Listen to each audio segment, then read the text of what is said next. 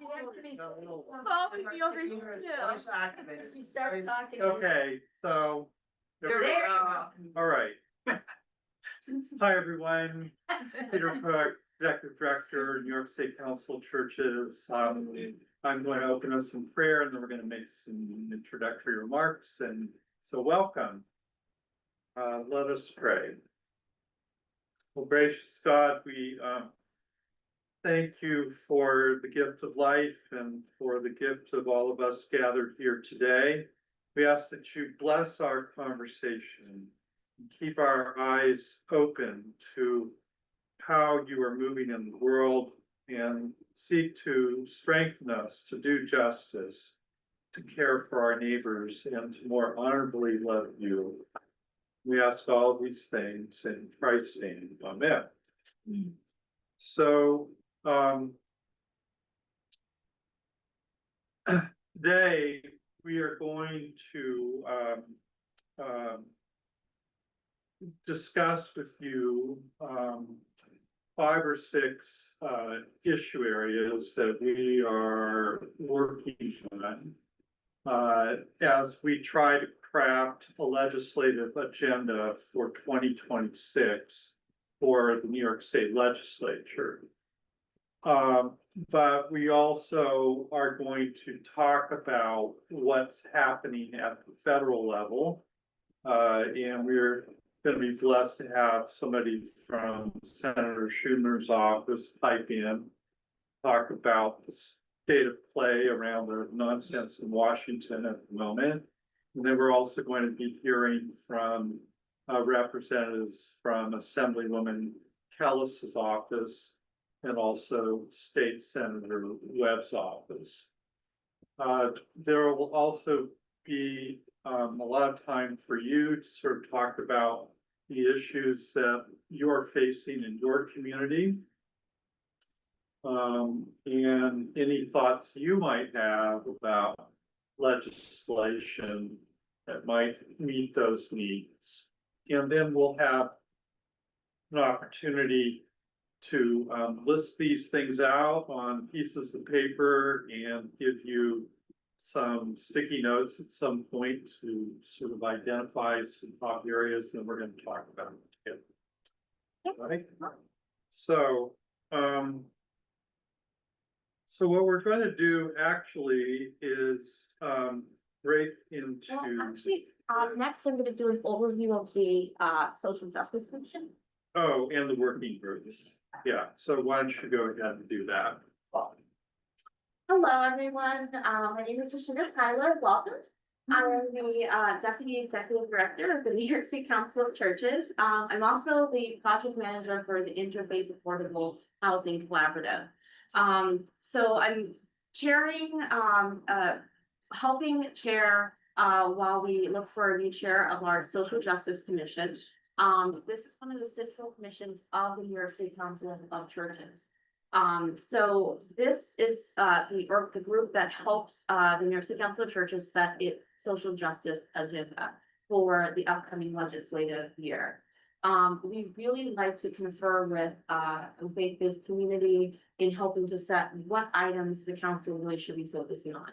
We have 5 working groups, including environmental justice, criminal justice, immigration justice, housing justice, economic and taxation justice, which Peter chairs. Our criminal justice working group is headed up by Reverend Jim Ketchum. Our economic working group, as I said, mentioned, is headed up by Reverend Peter Cook. The housing justice group is headed up by myself temporarily, who wants to work with the faith-based community to ensure that we can get a chair for that community as well. And our immigration committee right now is seeking a chair. And our environmental justice committee is headed up by Reverend Ron Paul. And so each of these working groups work to identify the needs of different communities that the members are in. So they ask and say, well, an issue that might be important in Ithaca, New York, may be housing. So that would become to the housing group and would bubble up, and we look at legislative bills that would help communities that are members of. And the same with our environmental working group, and each working group to do the same. And so then, once each committee has worked to identify the legislative priorities that they think would be a good for the council to advocate for, those are brought to the Social Justice Commission. And the vote is taken, and once finalized, that becomes the council's legislative agenda for the year. And so we're hoping to get our legislative agenda finalized by the middle of November. We have been reaching out to different working groups and different members of the community, really to make sure that gets settled. And we will eventually, probably in December, have a meeting with the governor and her office, the faith-based and nonprofit development office, and let our legislative priorities be known. And then we advocate on each of those priorities throughout the year. And it culminates in our advocacy day in February, which will be in late February this year. We come to all the Capitol in Albany, and we talk to our legislators. We talk to, we visit them and let them know that it's not just a good idea to visit the faith community during November in election time, that we're going to hold your feet to the fire. We're going to come to you in Albany. We're going to come to you in district. We're very thankful and appreciative that we're having representatives who can come here today. But I think it's important that the faith community keeps reminding elected officials that they are accountable to us as well, and that we have faith voice. So with that, I think I'm going to turn it back over to Peter as we will break into groups. The really first talk that we're going to do is to talk about our needs in the community. We're going to talk about what we see around us that really needs to be highlighted. In your groups, you're going to work, how many have here? 1, 2, 3, 4, 6, 7, 8, 9, 11, 12, 13, 14. There's okay, so it makes it an odd number. We'll just ignore it. So. Because we don't have a large number of people, maybe 2 groups, 3 groups. 2 groups is good. Yeah. And it will give us enough time to talk in our groups and really get to know each other, introduce yourselves, and then talk about the needs in your community. And we're going to pass out sheets of paper, and we can write down the top 3 that come up as a priority for your group. And I would designate in your group a note taker and someone who's going to report out. So more just focus, identify 1 or 2, in your opinion, the top issues in your community. And then if there is a corresponding piece of legislation, did I get that right? You don't have to have a piece of legislation, you mind it was. Yeah, or Yeah. you don't have Yeah. to, no requirement, but if there's something that You're good. Just the you're imagining to let us Right. put it down. Is William gonna be in one of the groups? William, William? Which group? Where would you assign me? Okay, so we now have an even number of people, which is good. So we're going to divide, I believe we have 16 people. So we'll divide 8. okay, great. So why don't we just have the room, I guess? I'm gonna say Martha, you look like you had a question. No, I don't. William is a pastor in the church 10 minutes away from me, so stick him in my group. Okay, William's on this side, okay. All right, so we'll kind of do. I thought I saw you, Martha. Awesome, so we'll divide and then we'll make sure that Peter, that you keep the Zoom with this group over here. If you decide to be in that group, and then that way William will be able to participate. Okay, this is complicated because I know the owl won't differentiate. Oh, Could we, maybe this. could I just make a suggestion? I know we want to break in groups, but I think maybe we could just Stay in one group. popcorn, let's just be one group and put these up. Yeah. That way everybody can participate and Mhm, nobody's feeling, mhm. you know, I think I think even if we added a couple minutes, that, could I suggest that? You can suggest that, does it look great? Yes. Okay, okay, great.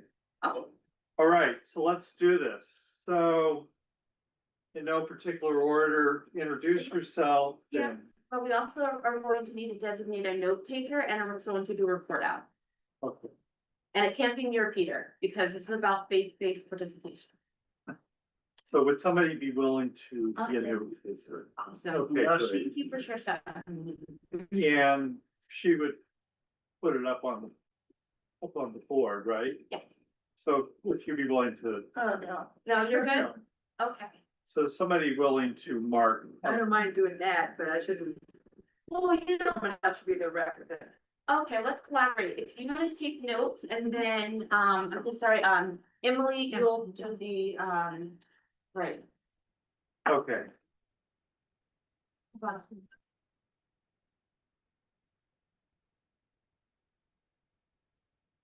And did everyone get the Wi-Fi password? Okay. you can just put that sticky word over there, yeah.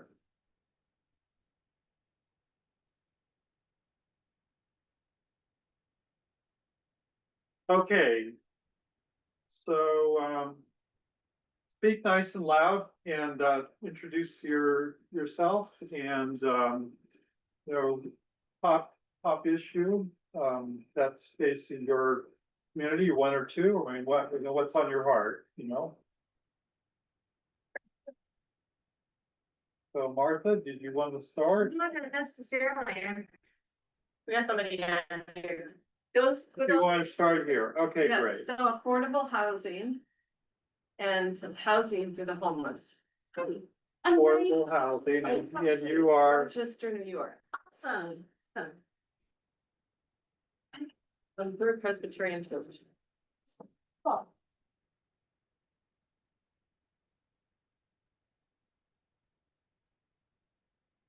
You want me to record who says things or me to put the points?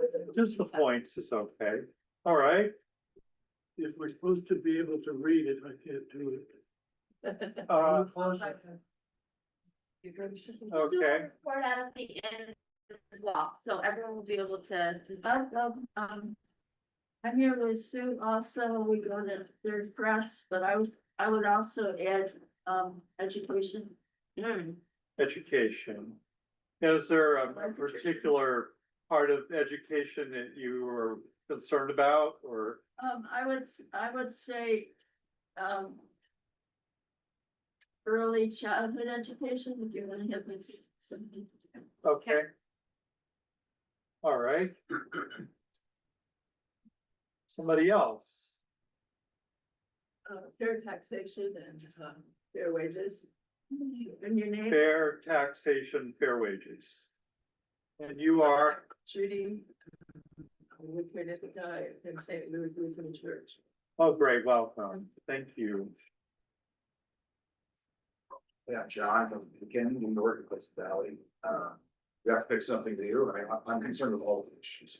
Yeah, you I would can say free taxation. form if you wanna, Can't pay for anything.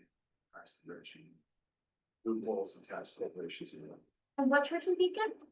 I actually don't go to church. Oh, sorry, I heard the church, you're just speaking, I'm from Kingston, so, hey, Oh. that's Valley. great. Yes, I'm Monica from the Cuyahoga Syracuse Presbyterian. And I'm not associated with one particular church, but the chairing the Social Justice Committee.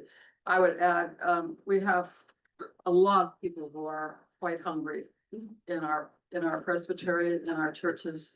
And also the immigration issue is big for the farmers and the dairy makers and, you know, everybody else pretty soon. Okay, I didn't catch your name, please. Monica Styron.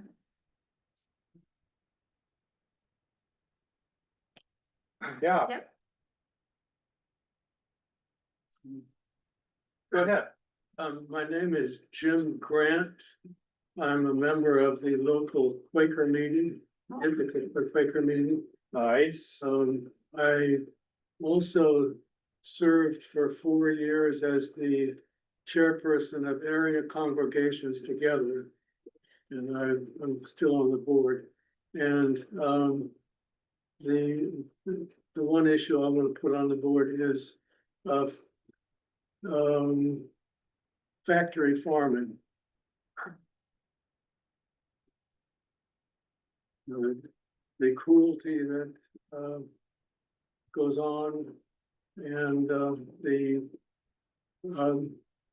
if family farming, that's related to animals. And it's also very powerful environmental question.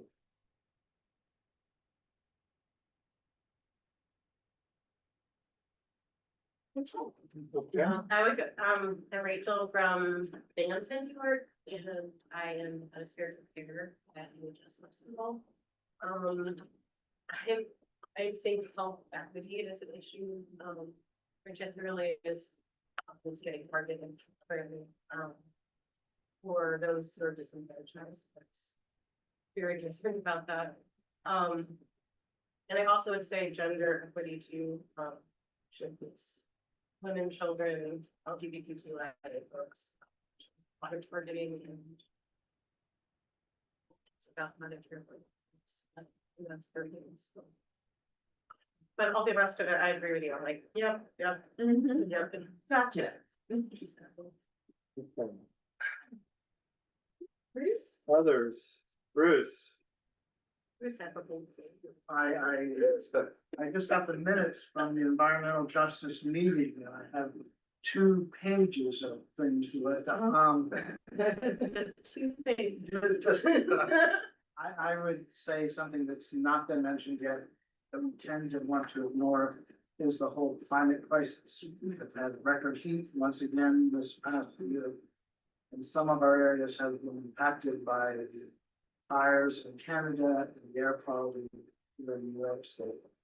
So that would be one area that I'm in the committee is also concerned about. I would also echo the affordable housing because we're in a rural area and people are really struggling to find just the simplest of accommodations. We've had a refugee family from Afghanistan 3 years now, 4 years now. And they simply can't find affordable housing. They're living above our church office. The goal was a few months they would move on, but there just simply isn't a place to live. And you bring out a very important angle of affordable housing, which is rural housing. And so sometimes it gets lost in the atmosphere of what's happening in Albany is that there's a housing crisis, but a lot of focus is on downstate New York, and what's applicable for downstate New York does not necessarily work in our local communities. So tomorrow, Michael Borges from the Rural Housing Coalition will also have the workshop. So he's a great person to connect with. Yeah. Thank you. And Or on July. I'm sorry, we're from Riga, New York, We go, on the Susquehanna River. pastors of the Presbyterian Church in Riga, and I was gonna say Port Mountain too. So look. And besides that, immigration, and specifically immigrants just being fearful of going out and about and getting snapped. Yes, in some county, our jail system actually has housing is. And not providing them basic phone services. So that's pretty, that's. What did you say, Carol? What did you just add? I said immigration and immigrants being afraid to just go to the store and go shopping if they've heard of. Oh, right. But New York Focus had an article just recently about how the folks that are in the Binghamton jail with ICE sponsorship, shall we say, can't make phone calls. It is nice, so Right. there's more good cities. Can I add something? Sure. Yeah, Monica again, I think that some of these, pull together on poverty and racism Yes. for the umbrella for a lot of this.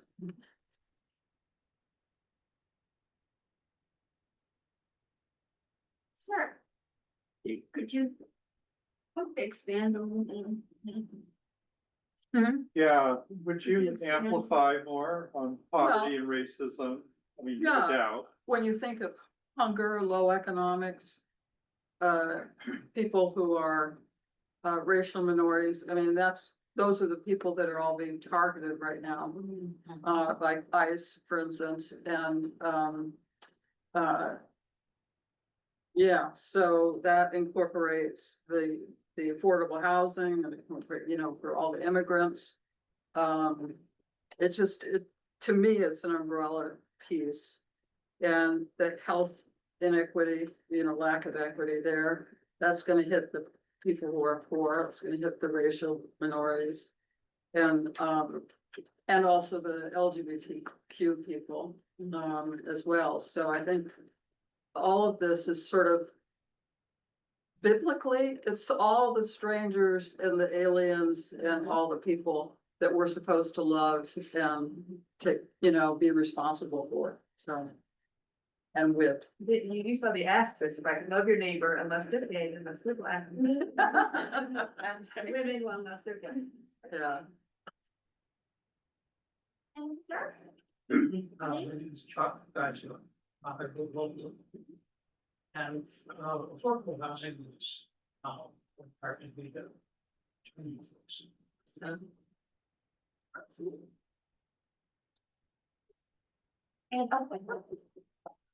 Hi, I'm Martha Armstrong. Live locally, co-president of the Congregation Tikva, which is the Reformed Temple of the. And I would say some of the priorities for our congregation are welcoming refugees and immigrants. We've been involved with food security, social justice, and I would say these days, especially safety. Right? Yes, especially Safety. Safety. Related to being whatever. Whoever you might be, there's a lot of safety issues. And climate change or climate crisis, somebody said is probably the better term in these days, and affordable housing. That's huge. something about affordable is, it means different things to different people. Exactly. So Housing that you could actually afford to get within the 30% of your income. Where it should be. it comes so much. Salaries that can pay for that 30%. Well, you know, you all, anybody who lives in this area knows because of Collins, the rental rates are unbelievably high. They do, it's very unaffordable for any kid who wants to go out and get a job and live somewhere other than home. We have, one more, Ron. Hey, Ron Deutsch, live in Saratoga County. I guess I would certainly echo fair taxation, and add, fair economic development to that. But I guess, one of the things not up there that I'm particularly concerned about are the federal cuts, in particular around healthcare and, feeding programs. Feeding programs, yeah. You better put SNAP next Yeah. to hunger and poverty. Put Yeah. that all in that category. We have Martha, and then we're going to go to Emily, because as a reporter, we think it's. Martha Mitchell, I'm from Orleans County. I am going to add something to the climate bullet there. The preservation and sustainability of the Great Lakes.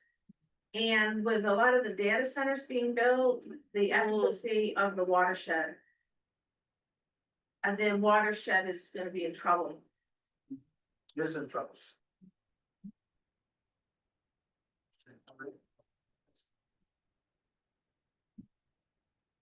William? Would you, like to weigh in here? Yeah. I just, Martha's saying, in our area, the farms are at risk because of that. So water. Well, labor. I didn't, you didn't catch what he said. Yeah, he said the farms are at risk and I think you were relating that to access to water. Did I hear that correctly? Yes, yes. Okay. All right. But- Yeah, I would say water, the sale of beef, because they're being threatened to have their exports canceled and replaced, and then also the workers, the immigrants. So there's at least three right. layers there. Give it a fourth with the climate changes. Yeah, that fourth, you're right. Could we add another to the umbrella of poverty, racism, and women? I think women are losing their jobs or leaving. Gender equity. Yeah, Reproductive rights, that kind of thing, or just women's rights in general? Added to gender equity? I was gonna say the umbrella of poverty, racism, and women.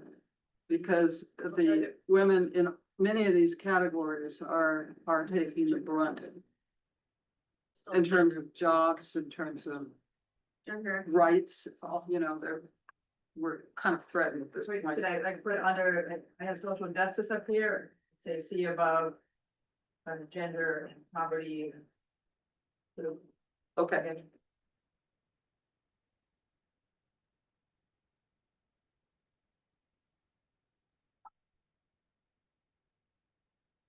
Do we have enough issues? Oh, it's good, you know. That whole women, children, LGBTQ, if we separate women out of that and put them in poverty, then you are dealing with LGBTQ folks who are dealing with children. So that bothers me a little bit to say we're just going to deal with women, and has been a systemic issue, particularly for white women, if we'd be doing that as to lift women out and then just have it be white women. And so I really struggle with that situation because it has some racial connotations and actually has some gender issues. So it's like gender equity, I think is a better way to put that, because you're including Black women, white women, children, LGBTQ, and under one umbrella. And I think, Yeah. is that what was intended, or? That was me, that's the women's issues, yeah. It's all of them. Yes, that's why I think gender equity is a better place. to That's put the that. overall, that would be the say, overall. like, Mm-hmm. the education, and then we added, don't forget, or the childhood, we're gonna say gender equity, don't forget women's. The Right. other things about them. Great. Oh,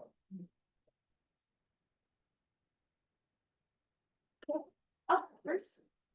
Sorry I didn't mention this earlier, the elephant in the room is the increasing Trump authoritarianism.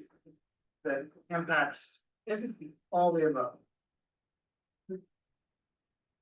Yep. Well, it's why all the above are on the list. Yeah, so now the stuff that many of them will be there anyway. Yeah. And I trust me, but I can't stand this, but, you know, the system, those issues, many of those issues were there. Yeah, even before it's coming. Yeah, but the worst now. He has not helped them. There's no, that's for sure. Mm. That's helped us become more aware of it. I'll add mine. Yeah. I wanted to, I'm Emily Adams, I'm from Ithaca, I'm not with a particular faith community, but I'm with the Invisible Mountains, and we're. But yes, we're still on the phone, yes. Yeah. And one of my personal, well, all of these are important.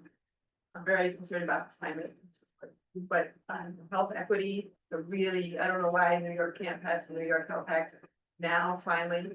How many years has it been? 20 years since they first wrote it? We need it now. It's been a while, it's been a minute. And so we're gonna have Joshua from Schumer's office chiming in a moment. Healthcare is probably one of the main things that he's going to talk about, because that's why we have the shutdown. Because a lot of people don't know, most people in this room probably do, because we're following the news and everything, that healthcare premiums are set to triple if certain parts of Obamacare are allowed to expire. And so those subsidies are very important for keeping healthcare affordable. So he'll be joining in just a little bit online. But until then, I think we should take a look at the issues that we have here.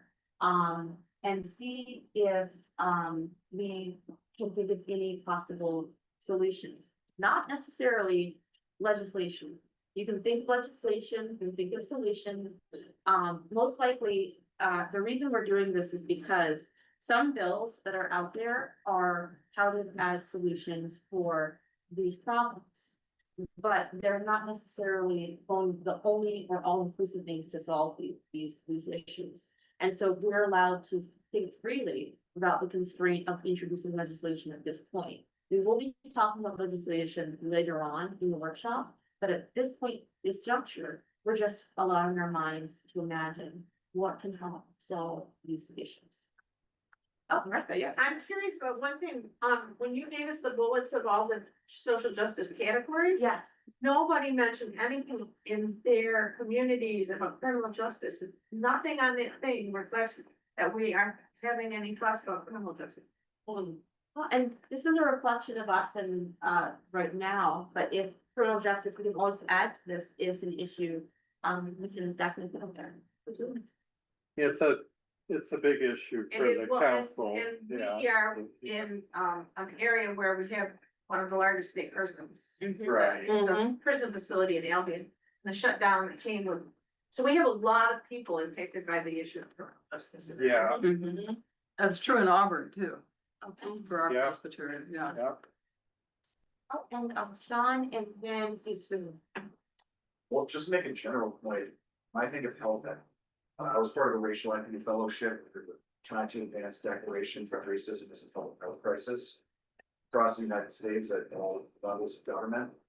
And when you do that, it's not just about any one of these issues, it's about all of these issues. So just to make a general point that health equity really means all social determinants of health, which means housing, food, education, wages, and I haven't been part of the legislative process here, but just focusing on housing as legislation, just focusing on early childhood, obviously within those things, there's a lot of stuff to cover, and I'm not as familiar with the legislative process, but you can talk about lumping more things into a health equity program and being more holistic about how we address things, so that we're asking for everything at once. That maybe helps push the ask higher to get more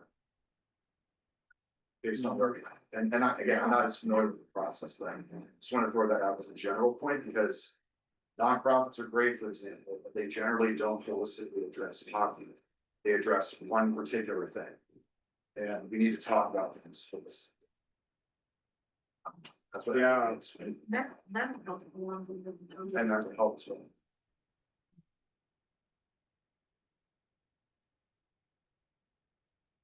Well, I can make a plug, special plug for the New York Health Act. The latest version includes mental health coverage, end of life coverage, so we're dealing with a lot of the housing things that were based. It would be available to someone who's self-employed, so it would allow someone to leave their job and not worry that for them being insured. They can get insurance the same as anybody else, the same kind of price. So that helps with the their wages and economic development.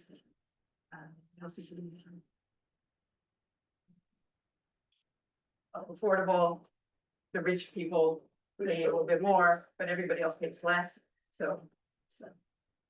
Wait, you bringing it up made me think of that too, because I hear health act, hopefully that's not just specifically.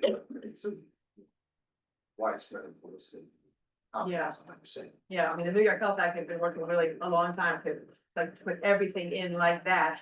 So that basically when it passes, so many of our problems will be addressed. And then I wonder, is that why it's been so delayed too? Because that's where I don't, like, because obviously the more you ask for, I would imagine the more challenging it is to get something passed. It's true. Yeah. So I, think that's true. It's common. That's why I was just Yeah. bringing it up as a kind of general. Yeah. I would say, bringing up the Equal Rights Amendment, that would hit the economic, the health. I mean, it might be a larger umbrella, a bigger ask, but it could tackle some of the issues around racism, around poverty, all of that. ERA. Does that have calls to action in it? Like, Yeah, I saw that. Is that a New York thing or China? I don't know, I have to look. it up. There is in New York. We just missed it by like a couple of states not voting, on it, you know, it was just. It would have been a huge thing. As in the Constitution, so that would be very helpful. So, I think Rashida's question was to try if there are legislative things in view, but it doesn't have to be. You know, what more policy-driven things you could do to respond to this. So, Might that be incorrect? yeah. Oh, so I was Yeah. just gonna say, I know it's a big one, but I don't see, it's out there, authoritarianism out there. I don't see it. What'd you say? Authoritarianism. Oh, yeah. I think if, It's too big to put on. Democracy. so let me, if I could, I'd like to respond to that, so. So one of the big things that the New York State Council of Churches works on is called religious nationalisms. And we created something called the Religious Nationalisms Project at the New York State Council of Churches. And basically what that looks like is the use of religion to that gets twisted and then weaponized against different people. And so there are different forms of nationalism. Christian nationalism, of course, is one that we're aware of, but also Hindu nationalism, the use of more extreme forms of Zionism, even like Buddhist nationalism, basically the propensity of a government to adopt a religion, twist that religion, and weaponize it against other people. And so what we talk about when we do seminars, and we've been doing a number of them, is sort of identifying the tricks in the toolbox, so to speak, around authoritarianism. And so I'll just give you a few examples of this. One would be the use of propaganda. So you'll notice that authoritarians like Trump or Modi in India or whatever will repeat lies constantly until it sounds like the truth. And some of you might be familiar with the movie that just came out, Orwell, 2 + 2 = 5.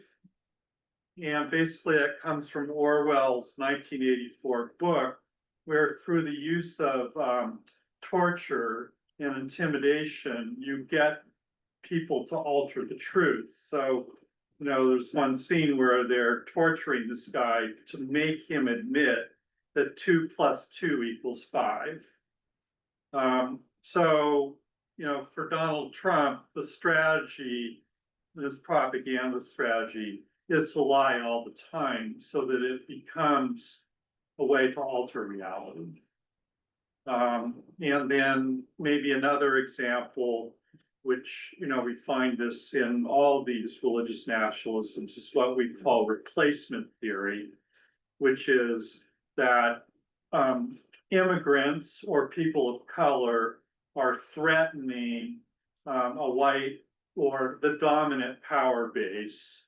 And that what we need to do is to pick them up in ICE raids, deny them citizenship, give them less rights than other people. It's heavily laced with, heavy levels of racism and casteism and so on. But we also see this, of course, operating in Israel and also in India, but they bring all of those authoritarian politics into the United States. So one thing that we try to do, say to people of faith, is to hold true to some basic sort of religious principles, which are that everybody is created in the image of God. Each one of us, no one is lesser or more than, we are all created in the image of God. These are common for all faiths, that we are called to love a divine being. And however you define that. And because we love in this way, we are called to love our neighbors deeply. And that we have a particular concern for those who are marginalized in our faith traditions, whether that's because of race or gender or sexual orientation or caste, children, people who are disabled, and that we fiercely defend democracy. And so we want to really encourage people to hold on to this lens when you are looking at authoritarians all the time who are defying all the things that I just mentioned and finding ways to resist that. So it's a way of saying that all of this kind of infuses all of these issues, around, saying that some people are more important than others, and that we favor, say, rich people over people who live on the margins. Anyway, that's kind of a nutshell, but yeah. So I was going to say, while I was out of the room, everybody solved the world's problems and we came up with all the solutions.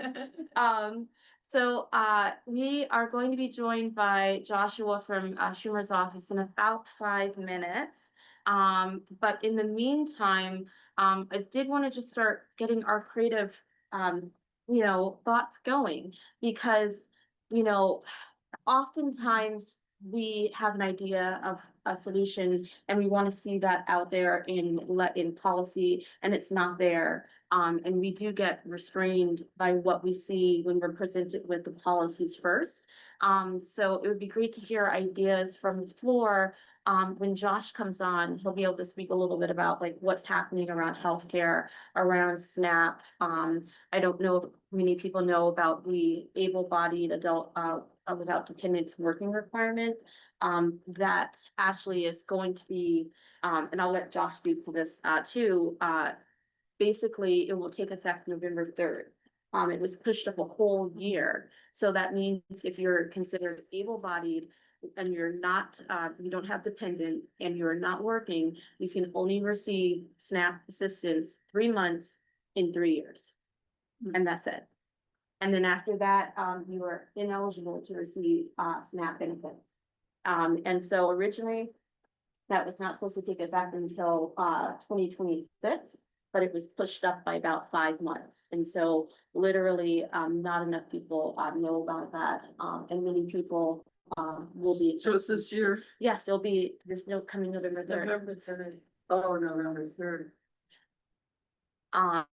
And so we'll talk a lot about that. I know some mitigations that have been done at the state level, but that is a pressing concern. Is that Josh Riley you're talking about? No, we're gonna be Joshua Allbrooks, and so he's from U.S. Senator Chug's office. So will that SNAP program also be November for children in schools? It's for so if you're an adult working, and you're not working and you're considered able-bodied. Yeah, I got that, but does it also cut with children? No, only considers adult working, Okay. people who are not working, Okay. able-bodied and not Okay. working. And so the considerations come in of who is considered able-bodied. I think Josh is joining us. Yes. So sorry.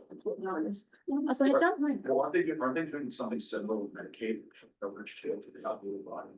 Not just SNAP, Yes, they're doing something very similar. working for them.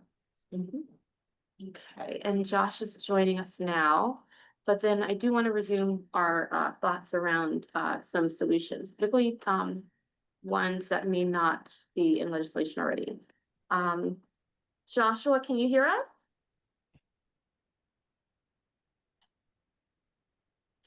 There he goes. Hey, Josh, can you hear us?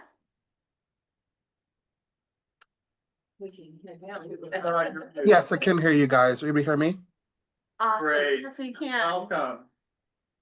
Thank you for having me. Yeah, thank you for joining. And, you know, we thank the Senator's office for everything they are doing right now. And for joining again to talk about everything during the shutdown. And so we would love to hear from you, to get an update on the shutdown, what's happening around that. And then we have some pressing issues around healthcare, SNAP, housing, the social safety net. Just to do an overview, and then we'll have some Q&A from the audience. Wonderful. Josh, Oh, sorry. go ahead. I'm just thank you guys for having me. Just to speak about the current situation that we are in. Democrats realizing that Americans across this country are struggling, specifically due to the healthcare situation that we are in, with the Affordable Care Act set to expire in December, and combine that with the big beautiful bill that Trump passed this past summer with no Democratic support, is going to lead to millions of Americans across this country either losing their healthcare altogether or having their healthcare skyrocket in pricing, going from what could be around $500 to well over $1,000, and that's just money that most people can afford, especially when it's not an expense you're expecting to have to cover. So because of that, Democrats are voting to increase funding in healthcare, and with a either long-term or short-term CR. However, the Republicans are fighting against it and have not come to the table to negotiate. On the House side, they have not been in session or in office this entire month since the shutdown started. And right now we're on day 24 of it. And then on the Republicans, then on the Senate side, they have not opened any negotiation. And meanwhile, the president has been spending the past few days traveling abroad in Korea, Japan, and Malaysia, instead of negotiating with Leader Schumer and Leader Jeffries. And you mentioned a CR. Can you define that for the audience here? Yeah, a CR is a continuous resolution. So it either increases or keeps about the same spending levels we're currently at. And it's a way to fund the government for an extended period of time. There was one conversation to extend the funding to either the end of the year or to middle of January. So which is basically just going to kick down the situation of funding the government until a long-term budget can be passed. And so right now, just in your wildest guess, how close are the sides to having anything, even a temporary solution for the shutdown? I don't have a realistic guess. I don't want to say anything because I really just don't know, so I can't say what could happen. What I do know is once the Senate Republicans can come to an agreement where they're willing to come to the negotiation table and listen and pass some sort of healthcare revisions for the American people, then it will be moved on to the House side. And then once it's moved to the House side, they will first have to come back to work, which they have not been doing because of Mike Johnson, and then appoint the newly elected Democratic congressional member out in Arizona and then vote on some sort of budget or continuous resolution. There have been some rumors that the reason why the Republicans have not been coming into work is because about 40-ish of their members would want to keep some sort of the Affordable Care Act, which is set to expire at the end of this year. And it's bad on unity on their side to have members from the House saying we need to keep this healthcare provisions when Democrats have been hammering home healthcare for the better part of this year of their messaging for the American people. So is there any kind of, so we're, from, New York State, we're here in Ithaca, New York. Can you speak about how the shutdown and the healthcare premium increases would impact New York State specifically? It would impact New York State by just increasing the cost of living with the skyrocketing premiums.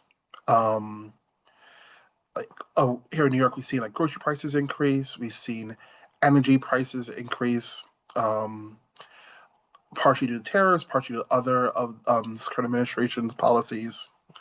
And New York isn't anything, and New York is just like every other state of the country. But like New York is specifically a microcosm of the country as a whole, where downstate in New York City, you have some of the richest, most affluent people. Upstate, you have everything from farmland to entire towns and cities centered around a prison as their primary focal point of income, to multiple different rurals and suburban, every walk of life you have here in the state.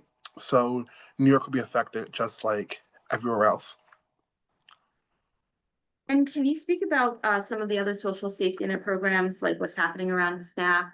Recently, the able-bodied adult without dependents criteria requirement kicked in, and the waiver that states thought they were going to be able to have and be able to, not deal with this for 5 months to a year, was lifted, and now that's set to take effect on November 3rd. Can you speak a little bit about that specifically around SNAP? Yes, so excuse me. SNAP, from my understanding, there are some reports mentioning that it will run out of funding by the beginning of November. And that is something that is truly important for American people across New York and the whole country. SNAP as WIC as well. These are just fundamental social safety nets that people rely on in order to make a livelihood. Just be able to have money for your infant children or just buy groceries on the day-to-day. It's truly it's one of the most influential programs we have in this country to help keep working families afloat. And I'm sorry, I was going to mention that I will share my email in the chat. And if anyone would like to be added to our weekly email, usually goes out on Monday, about what is going on in DC, what is happening on the Senate side regarding the shutdown, I'll be more than happy to add everyone who's interested to my weekly email. Would you be able to take a few other questions? Yes, I will be. Okay. Yeah. Just one more question and then we can take audience. Okay. Very cool. So can you speak a little bit about immigration and what we're seeing around with ICE and specifically during the shutdown, right? How things at the federal level are affected because there's many entities at New York State level that do receive federal funding that due to the shutdown can't assist families who are, seeking, who are asylum seekers and refugees? Well, what ICE has been doing has been a gross overreach of power, and is nothing less than disgusting and despicable. The way they have been in cities like, for instance, in New York City just this past week, the way they raided Canal Street for saying illegal vendors, but that has nothing to do with what ICE's role is in this country. The way they were in Chicago last week um, with just ripping U.S. citizens and families out of their homes, handcuffing them face down on the ground, reporters as well. So there's just countless and countless examples of this disgusting overreach that this administration has been doing.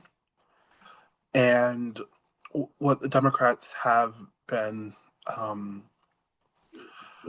pushing for, as well as which most Americans agree on, is improving our immigration system, improving long-term paths for citizenships. That's something that most people can agree on. Whereas our immigration system, it just takes too long for people to go and become citizens. You do the paperwork, when ignoring the cost and how expensive it is, but you do the paperwork and you're waiting anywhere from 10 plus years just to hear back on any different point in the process, from the interview to the green card to the next step. It just takes so long, and then you count in all the other people coming from other countries for fleeing political turmoil and other sorts of escaping their current situation. It's just it needs a rework.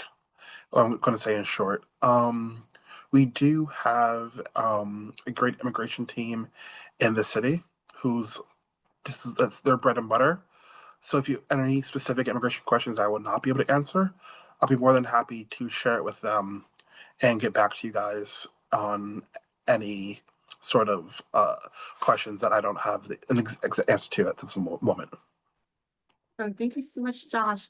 So I'm going to open it up for questions from the faith community. And if you want to ask your question, come to sit here. 'Cause I don't know if Bruce, if we can hear you, or Josh can hear you over there. So if you want to come over here, you can. You go. And just So I'm going to bring up something we haven't discussed so far in this group. I assume you see the Washington Post, and there was a lead article in there that the President of the United States has stopped talks with Canada about tariffs. Warren Buffett is a pretty bright guy when it comes to economics, and he referred to tariffs as an act of war. Canada is our neighbor. There are many people here in New York State and for the Synod of the Northeast going into New England who have them as our neighbors. Some of us have family, many of us have friends in Canada. This is going to have a huge impact on the Canadians as well as our local economies here. Is the senator doing anything to prevent those acts of war? And in keeping with acts of war, bombing ships on the ocean that has happened numerous times is also an act of war and should be approved by Congress if it's going to be legitimate. How is the senator addressing these very troubling acts by the administration?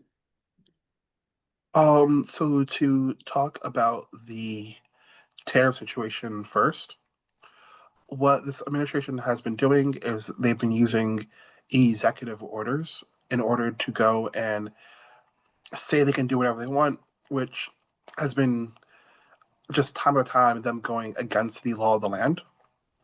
The issue that we have been running into is, on one, going against the law,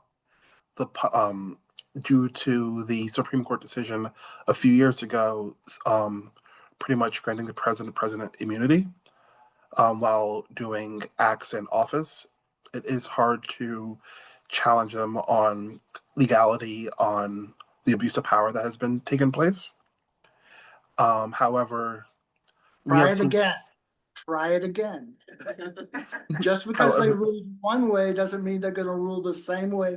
Each case is unique. yes, however, when the cases do go to the courts, um, under the Senator Schumer's leadership, we have done a great job of putting in a great number of federal judges across this country, ranging in backgrounds from public defenders to prosecutors, not just long-term, just different types of attorneys, and they have been overwhelmingly ruling in the favor of the people. So they have been a great line of defense that we've had, and stopping sometimes and slowing down some of the things that the president has been trying to do. Regarding the, you mentioned sinking of ships. That is something, truthfully, I am not aware of. I haven't read anything up on that. So I will go and reach out to our. How many more boats do they need to destroy before you're aware of Well, that? we've got 10 already. Yeah, well, my colleague says we have 10 already. Pay attention to what's going on in the news, please. These are against our laws. The Congress is supposed to declare war, and the Washington Post again says these are preparing the way for Trump to take on the government in Venezuela. Please defend the Constitution and basic humanity. I'm grateful for the senator's service in many ways, but we could work a little harder on those two. Take care. Thank you for your questions.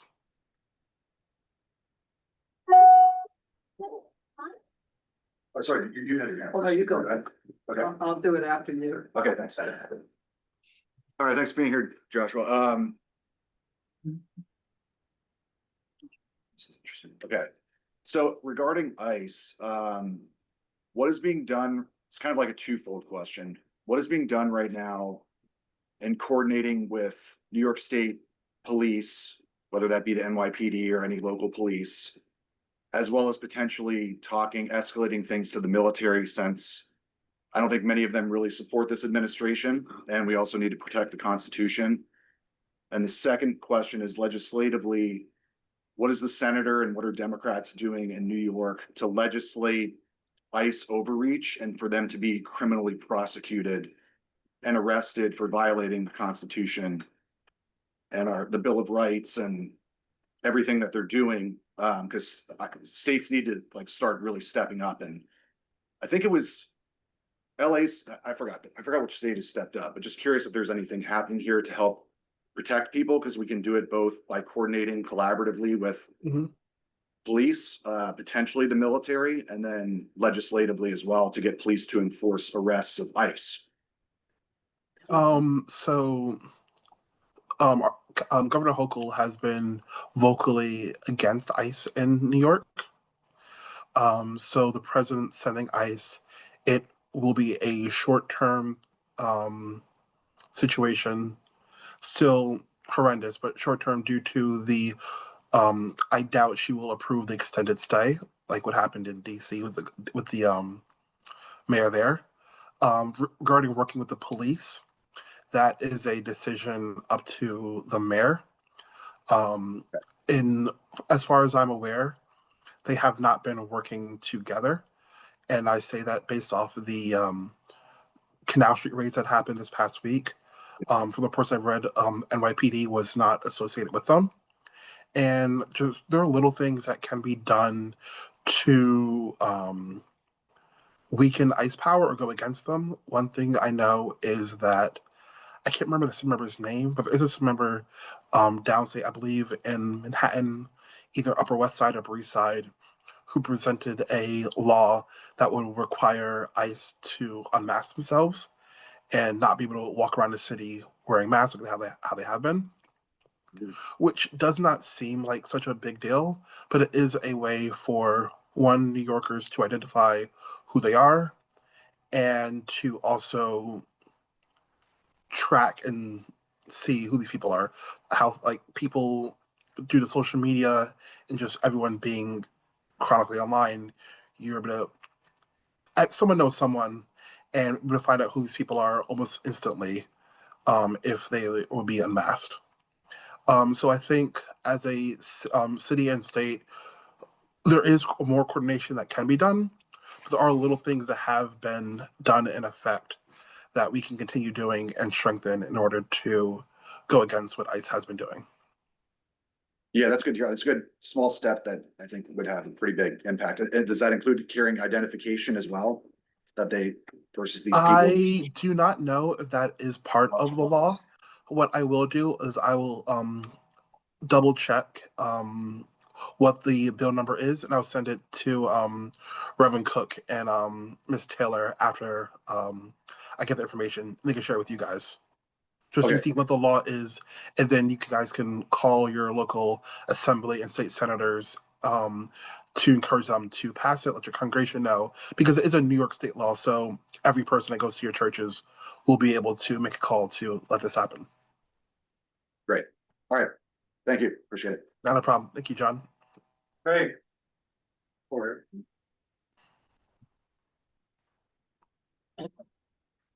Good afternoon. Good afternoon. I'm Monica Styron, a retired Presbyterian pastor, but involved in the Presbyterian Church USA. And I wanted to, I know that Senator Schumer has been very supportive of the money that's going to Israel to fund the military in their genocide in Gaza. And I know that he doesn't see it as that, but many of us do. And my thought is that if he could vote to cut back on the military spending into Gaza for the genocide, we could probably fund the healthcare in our whole country, given how many billions of dollars have been and will continue to go in there that are slated to go into that war. So I guess my question would be for the senator and yourself would be, what is being done on this issue so that, because otherwise I see it that we are complicit and responsible for the genocide in Gaza. We're a partner with Israel. And many of us do not want to see Israel fall apart due to what they're doing to the Palestinian people. It's a very racist activity that many of us believe is destroying the goodwill among the Arab states and also is being mirrored in this country. So there's a lot at stake, I believe, on how Senator Schumer responds to that. There was a time when he was a little more critical of Israel on this, and I wish in the spirit of loving our neighbors, we have to hold people and ourselves accountable for actions. We can't just be all lovey-dovey. We have to be love in a very active, just way. So it's kind of a statement to you, but I would like to hear what the rationale is for continuing the genocide in Gaza. That is not a side of the office that I work closely with. When it comes to the foreign aid side, I mostly work with issues affecting New Yorkers across the entire state. Okay. Regarding the question about funding Israel and if we divert those investments back to healthcare, that's something I 100% will pass on. Sorry, excuse me. Okay. That's something I 100% will pass on to the office and let it know that I've had this meeting and that's something that a few people have brought up and are interested in, just concerned New Yorkers. And they will take that information where they will. Okay. All right. I'm Thank sorry you. for not giving you a Well, better I answer. see so much about what's going on there is happening here in terms of immigrants, in terms of race, in terms of demonizing certain individuals as being less than human. to me, New York State, US, you know, Palestine, it's all connected. So, I definitely see the connections that you are making. yeah, thank you very much. You're welcome. If I may just ask one follow-up question to that. How would you suggest this conversation continue with Senator Schumer's office? You know, should we set up a time with your legislative people who work on this, or, I mean, how do we have that conversation with the senator? We can definitely schedule a follow-up conversation that'll be more robust, and we can either what we could either do is have a call in the future where we can set up something, and I can bring in the proper channels from our legislative team to give a more thorough answer on specific immigration and foreign issues that are relevant to the New Yorkers and that will be in attendance. Mhm. You're on. Okay, Yeah. so thank you for that. Go ahead, Rachel. Hi, Josh. I'm Reverend Rachel Helgeson. I'm based in the Binghamton, New York area in Broome County.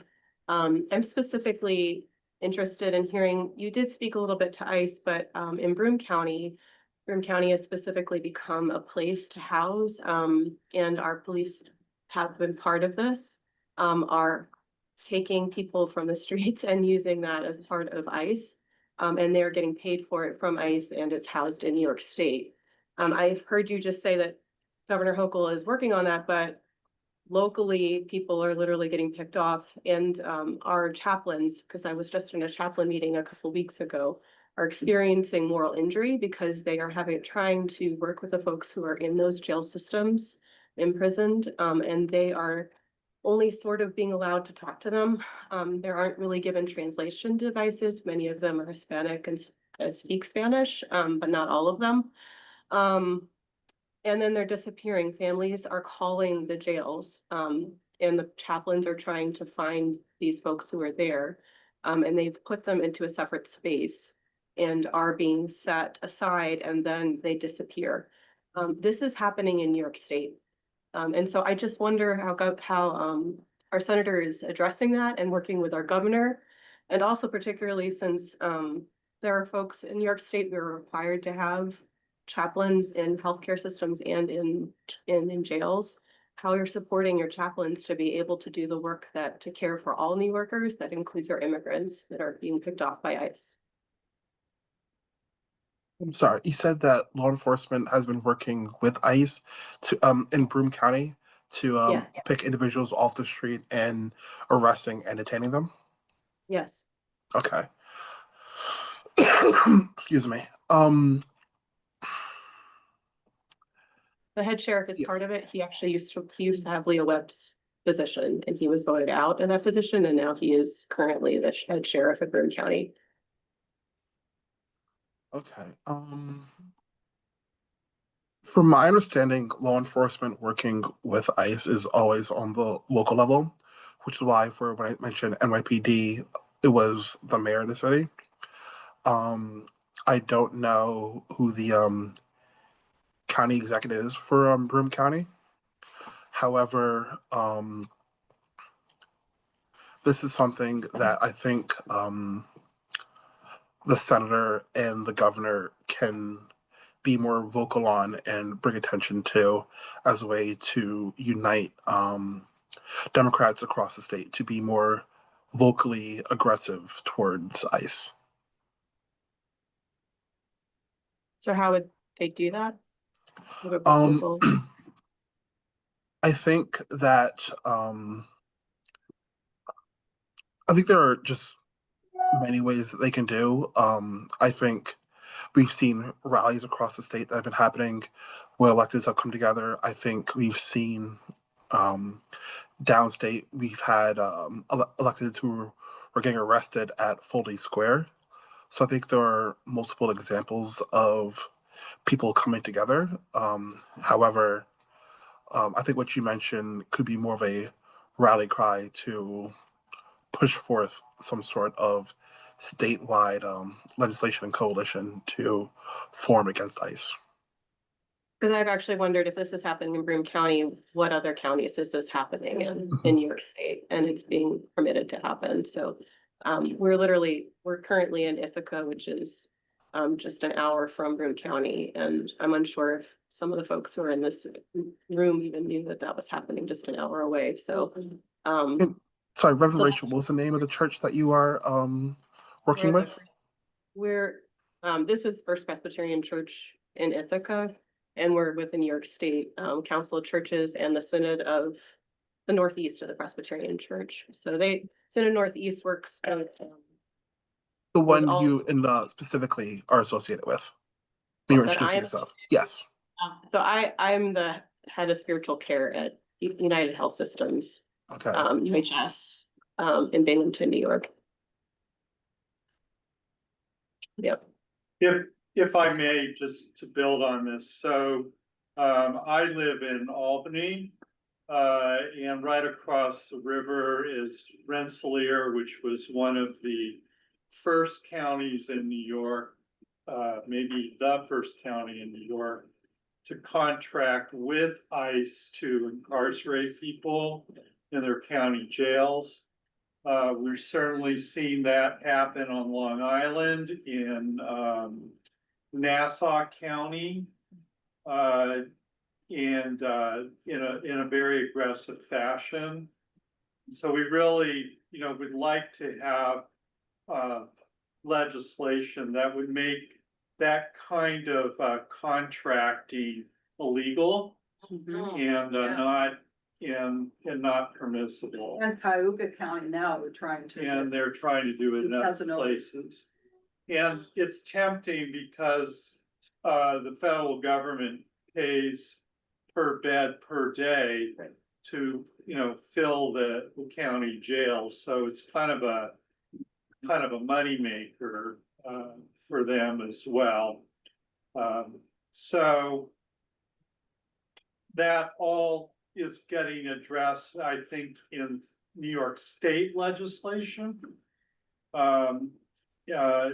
Something related to that, but also things like New York for All that limits cooperation between police and ICE.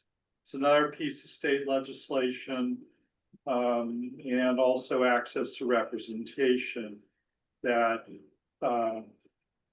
gives immigrants access to legal defense.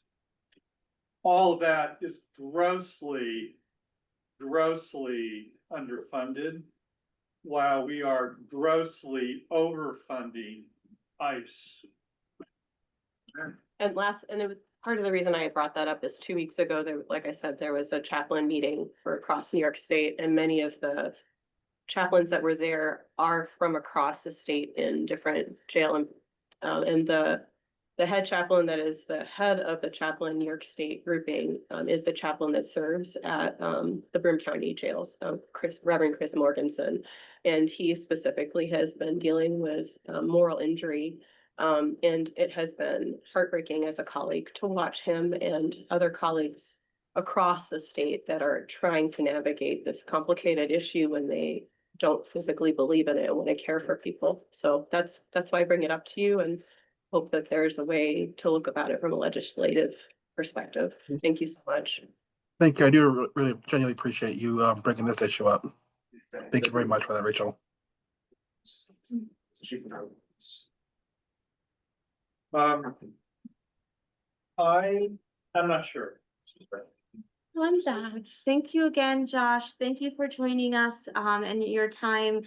We work out of the New York City office, but you also have offices in Binghamton. Yes. And we will make sure that everyone who's here today has your email address, and that the questions that we have here captured on Zoom, we're able to relay to your office as well. And you can connect back with the attendees that have those questions. Thank you. And yes, we do have a Albany, Binghamton, Rochester, Buffalo, Syracuse, and Hudson Valley, our upstate offices. Thank you again, Josh, for joining us, and I promise we will have that coffee soon, Mhm. and I will not be in Queens traffic. Sounds good. Thank you very much. Thank Enjoy the rest you. of your meeting. Thank you guys for having me. You too. Thanks very much. Thank you, Goodbye. Josh. Thank you. So, Where would we get that connection? we are going to make sure that everyone who is here today, has, a copy of this Zoom, but then also we're going to furnish you with the email address for Joshua, and he does the outreach, in community, faith-based community outreach for Senator Schumer's What's office. his last name again? Allbrooks, Allbrooks. Okay, thank And you. he works for Senator Schumer? Yes, he works as for Senator Schumer out of the New York City office. So he is the faith-based community engagement, specialist. coordinator. So he, basically works with the faith-based community. Hey. So we moved from federal issues, we're going to be moving to state issues, and turning towards, looking at the current legislation that's out there. So we're gonna return, because I have not forgotten about our solutions. So we'll return to that, after we welcome our next guest, who is joining us from, Assembly Member Anna Kales' office. We have Margret Johnson, who will be able to speak to us a little bit about, what's coming up on the legislative slate for, the Assembly Member's office, and then also, help us to navigate some of the issues, policy issues that are important to the council, and also do some Q&A. So we welcome Margret Johnson. You're welcome to come down here if you want to. Yes. Hi. Are you recording this? Yes, Peter's Yes. recording it. So, Thank you so much. The Assemblywoman has asked me to come and address her priorities for the coming session in a few different areas. Health, food benefits, education, housing, are on my list to talk to you about today. And I want to end with revenues, how we pay for what we want to do.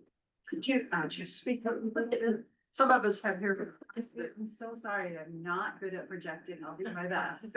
I do sing in the choir at my church and I should be better at this, but. Sing your answer. Okay, so I'm gonna start with health. Anna strongly supports and will continue to fight for universal healthcare coverage in New York State. The New York Health Act, A 1466, would establish a single payer, publicly funded, universal healthcare system in New York State. And it might feel like a lot to be dreaming that big in a year like this, but she is still 100% there and in the fight for that. She is also, in her own legislative portfolio, the prime sponsor of the following bills. A bill to create an employer-supported long-term care program, A 1466, implements a new way of supporting the cost of long-term care by creating public benefit available to all New Yorkers for long-term care services and supports financed by a modest payroll withholding tax. Second bill she carries is creating additional educational opportunities in the HEOP, EOP programs, which support students from disadvantaged, specifically to go into the mental health fields. We have a shortage, we have a crisis. Third bill that she sponsors is the Drinking Water Protection Act, A 9069, by Senator May from the Syracuse area, which strengthens protections for public drinking water supplies by modernizing the framework for watershed rules and regulations, giving local people control of those rules and regulations. So I don't know if you follow it all, what has happened in the Finger Lakes, but the Wasco Lake in particular has struggled for years to set its own rules and regulations to protect against pollution going into the lake. had tremendous difficulty doing so. This bill would put control in the hands of the local folks that are trying to make those efforts. She also is the lead sponsor of several other bills to protect our soil, water, and food, all of which, as we know, are crucial for health. The first is the Open Water Data Act, A 5254, that says we have these scattered and disparate systems for tracking what's going on with our water in the state at local, state, regional. And this says, all right, let's get all the information together, coordinate it, analyze it, and make a coherent plan to protect our water supplies, because we know as more and more toxins enter the environment and climate change comes, that it's going to become more and more challenging. So we need to put that information together and use it. The second is the PFAS Discharge Disclosure Act, 5832 in the Assembly. And it is about transparency when there are discharges of water that have PFAS. This has to be disclosed at the wastewater treatment facility. The third is a moratorium on the spreading of human biosolids on land in New York State. A 6192. Because of the known toxins in human biosolids, she feels this is an urgent priority to set a moratorium and do some testing and really understand the threats to our health from that. And the last is a ban on certain known harmful food additives, A 1556. It bans 3 chemicals already banned in Europe and in several states, particularly California, and red dye. Okay, so food, let's talk about food benefits, access to food. Assembly member Kelles, like all of you, is acutely aware of the cuts to SNAP that are coming down and work requirements and what that could mean for people who are hungry. She fully supports and will fight for New York State providing a state supplement to increase the minimum SNAP benefit and to hold the line on providing SNAP. However, she wants to point out the state has been backfilling cuts to those benefits from the federal government for years. So for the state to step up in this moment will call for revenues from somewhere. And I'll talk about that at the end a little bit. She also supports the creation of a state-funded SNAP program to extend food benefits to income-eligible New Yorkers excluded from SNAP solely due to their citizenship status. So I don't know if you saw this on the news, but the governor just announced $11 million in emergency food aid. And I can get you the details on that if you would like, but it will go to the banks and other nonprofits, pretty hungry people, so that's really good news. But $11 million sounds like a lot, and hold us very long. So it is buying us time so that our allies in the federal level, on both sides of the aisle, can work to restore those. What will that go to the Hunger Prevention Nutrition Assistance Program, if not? You know, or I will connect with you after and I'll get you the governor's press release, because I barely had time to read it myself. I just saw food banks. That's a great question. Okay, so the next area is education. And Anna's priority here is to make sure that basic state aid for schools is not threatened, and in particular, to fully fund foundation aid so rural upstate municipalities are not disadvantaged in the budget. This is a constant fight, an ongoing fight, and this is a priority for her in the session. Also, at the intersection of education and health, she supports the new initiative to make telehealth available in schools, and has legislation of her own in progress that would allow basic, not just diagnosis, but treatment by school medical directors, even when they are not in a school-based healthcare center.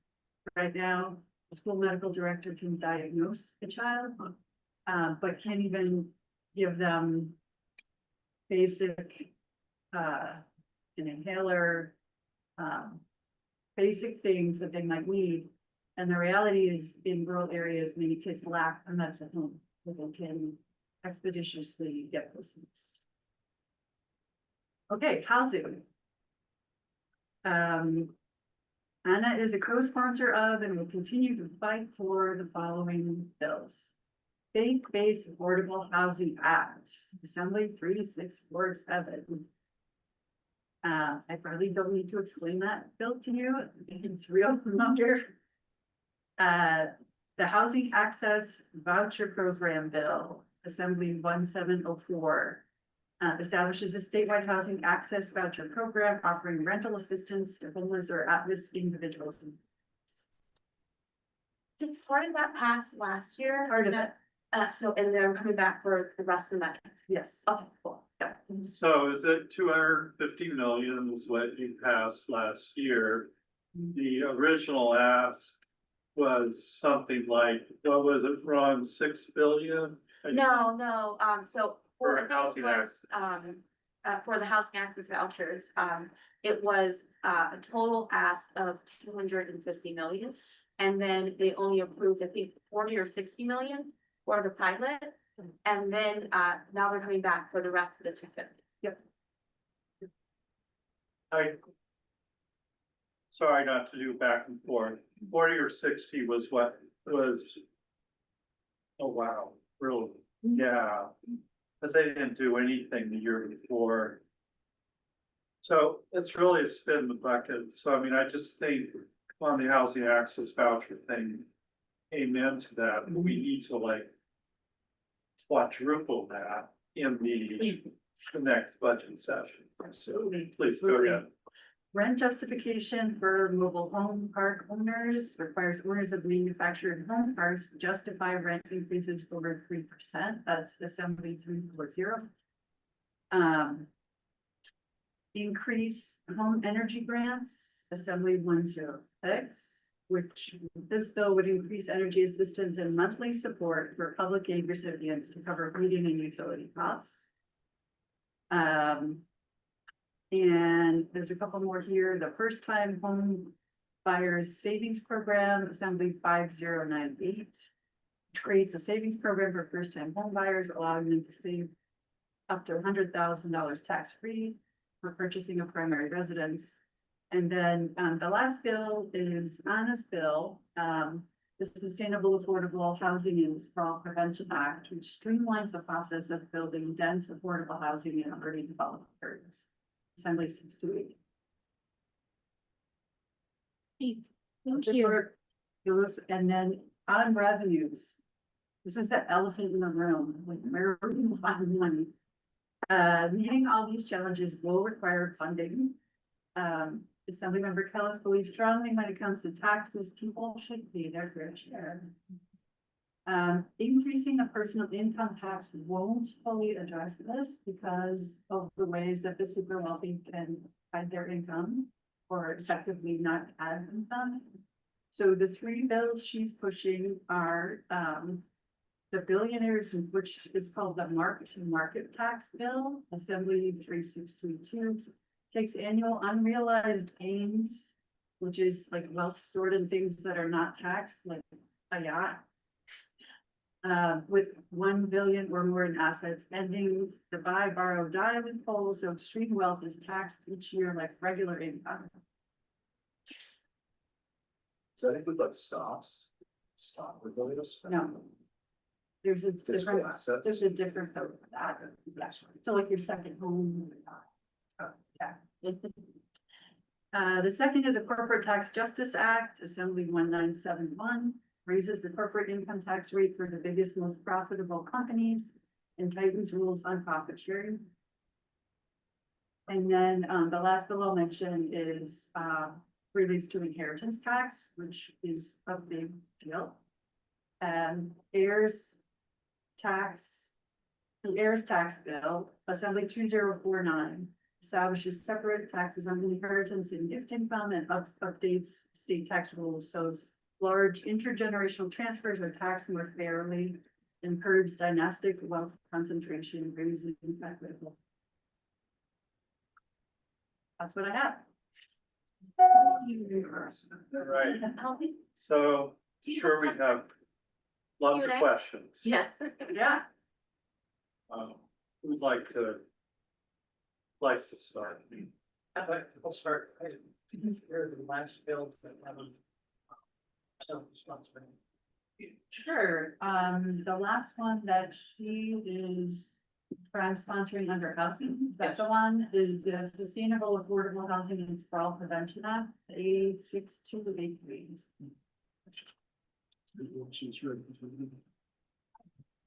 Like, is it possible for us to get a copy of that?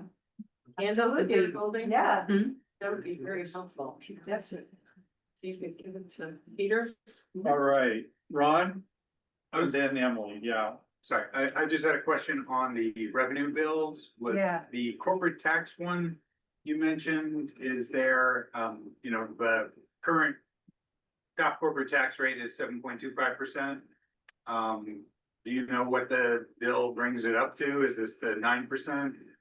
Okay. And is it for corporations with 5 million or more in profits?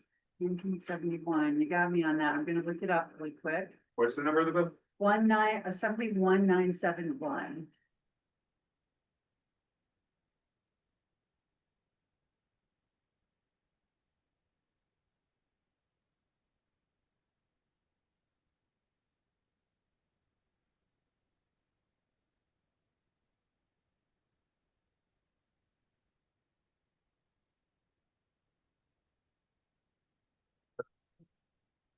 For this, that are to access the legislation. Yeah, you don't even need an app, it's just Google NY Assembly. Our website. So that's straightforward enough. Yep. Yeah. Okay. And the you main page can has the actually- bill. Search window. And then you can actually, there's there'll be a pop-up box on the side that says, do you want to track this bill? And then you put your email in there and it'll send you updates when the bill moves through committees. Okay, great.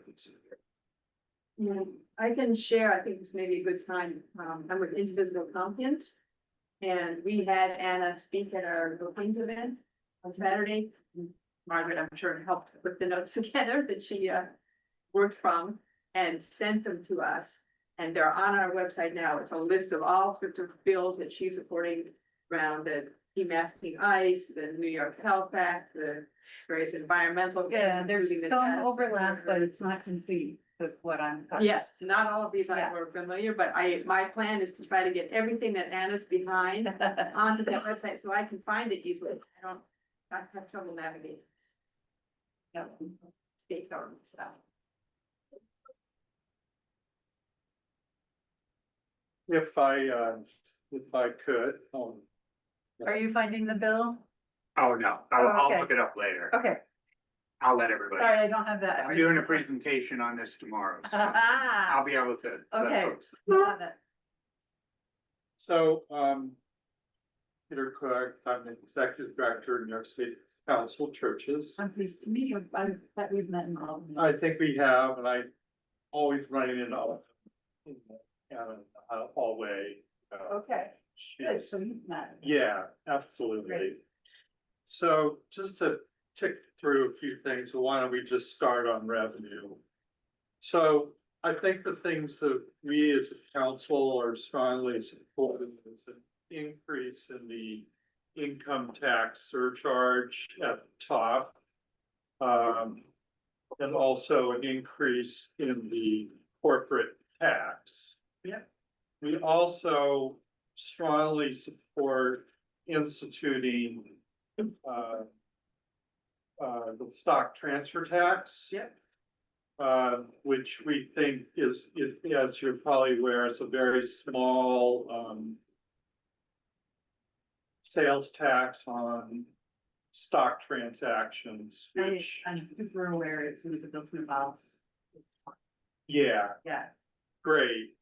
And then, the other is really, it's kind of related to schools and proper funding of schools, but it has to do with industrial development agencies. And Ron, would you make your plug there? I've read about this, but go ahead. Yes, so we had a press conference today just Yes. outside, with in view of Library Place.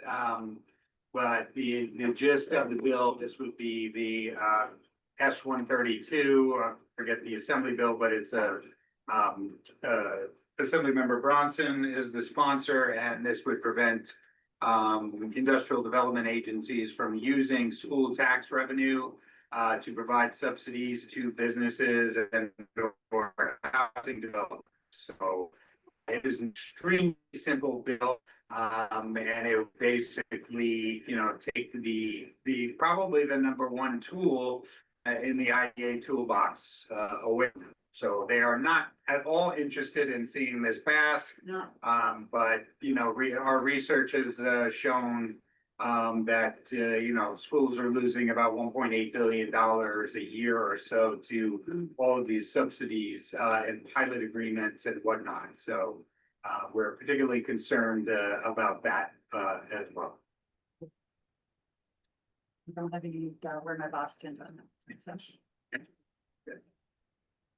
So I do have a few questions, around, criminal justice and immigration. So. Oh, you didn't tell me to prep that. It's okay. No worries. And this is just if you, know, I know that, the Assembly member, was one of the key sponsors of bills last year in the omnibus criminal justice package that passed. And, the governor has yet to sign, that bill. Can you tell us just a little bit about, what we can do to help bring about a signature, or is there any noise that we as a faith community can make to help that happen? Or what should we be doing right now to help apply pressure? Can we do anything? Sure. Yes, I mean, I would just, I think my advice is fairly generic, which is yes, make noise. It's always better to have press attention on your noise, Right. but also individually to be reaching out to your elected representatives in the Assembly and Senate, but directly to the governor's office. Gotcha. Yeah. But, anytime you can have a press event that gets us in the news, that really magnifies the ones that you're making. Cute. Are there any other questions? Oh, Bruce? The Council of Churches has supported the right number of folks, so probably already familiar with it. I believe it's 1740, yes. It's like window. Oh, all right. Can you give me a little? I'll give it to you. Packaging reduction and recycling infrastructure. Oh, I knew that was a familiar number, yeah. I thought you were. Yes. She is our sponsor of that.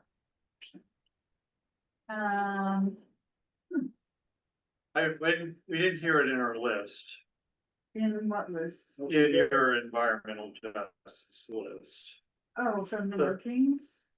Oh, the bills that she's Oh, this supporting. is a tiny microcosm of the bills that she's supporting, so. Right. 1749, okay. I'm looking, she would be on that. Did you look that up? Looking you up, I just was listening to you. Oh, please know that she is a co-sponsor of hundreds of bills. And I it would was be surprised if she. tricky for us to figure out which ones to talk about in the 5 minutes that we were given, so. Yeah, there's so much in the environmental area that we could talk about, We came close on this for the last time. so much. If I could say, our big hits on environmental justice are the packaging bill, plastic packaging bill. She's on the. Thank you. Yeah. Thank you. You can have refreshments that we haven't had. Yeah. And also some deregulation around being able to site solar farms. We got run into a lot of zoning barriers, that make it really cost prohibitive to be able to site, places for solar. Do you know the bill number? I don't have a bill number. I bet she's on it though, that sounds really like a bill she's on. I would also say, you talked about it, Peter was not able to be with us. Our colleague over there was, I think it would be also good to have legislation that when it came to new buildings, it would be designed in a way that solar could be added to, because there's plenty of folks in rural areas that say, why are you using up good farmland? And it's legitimate criticism that we could easily design buildings to say, south facing roofs, so you could easily put panels on that. Plug in solar, yeah. Yeah. But we haven't formally approached that. Okay, That's in the office. I'll go look and see if there's already legislation. Sorry, we can do it. Well, no, it's fine. I mean, I think one of the local bills has to do with the landfill. Seneca landfill. Which is just a pitched battle that really affects the Finger Lakes region. Biggest one in the state. What is the landfill bill? It's not a bill. Oh, It's a local fight to, super familiar, yeah. yeah. Anna's done led sign on letters to the governor on this. The question I Not had, extend the life of that landfill, yeah. when you were talking about moving things to local option. Remember? Yes, there's a watershed rules and regulations. Right. How do you prevent local option from being mounted up there? Question. Yeah. The answer to that, but I will, research it when I get back. So are there any other last minute questions for Ms. Johnson before we wrap up the state legislative portion of this afternoon? Or if you have any more? Please, go ahead, Susan. I was gonna ask about the neonicotinoids. Yeah. So I understand there was a victory around the use of them, which is great. And I just great, hoping you might be able to direct me to something to look that up. Was that this New year or York last State, year? I think it was this year. Okay, that's great. You have to decide. Yeah, because you know, our bees are plus Yeah. 75%. Oh my God.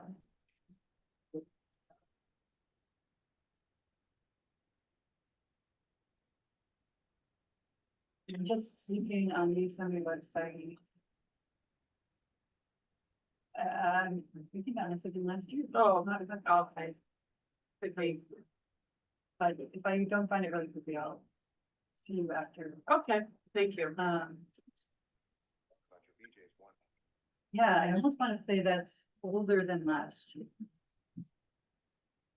No, I'll find it. Okay, I'll thank find you. it. Sorry Appreciate about that, that. yeah. And we have one question here, John. Oh, and question back here, please. Okay, so we have two more questions. Don and Ron. Thank you.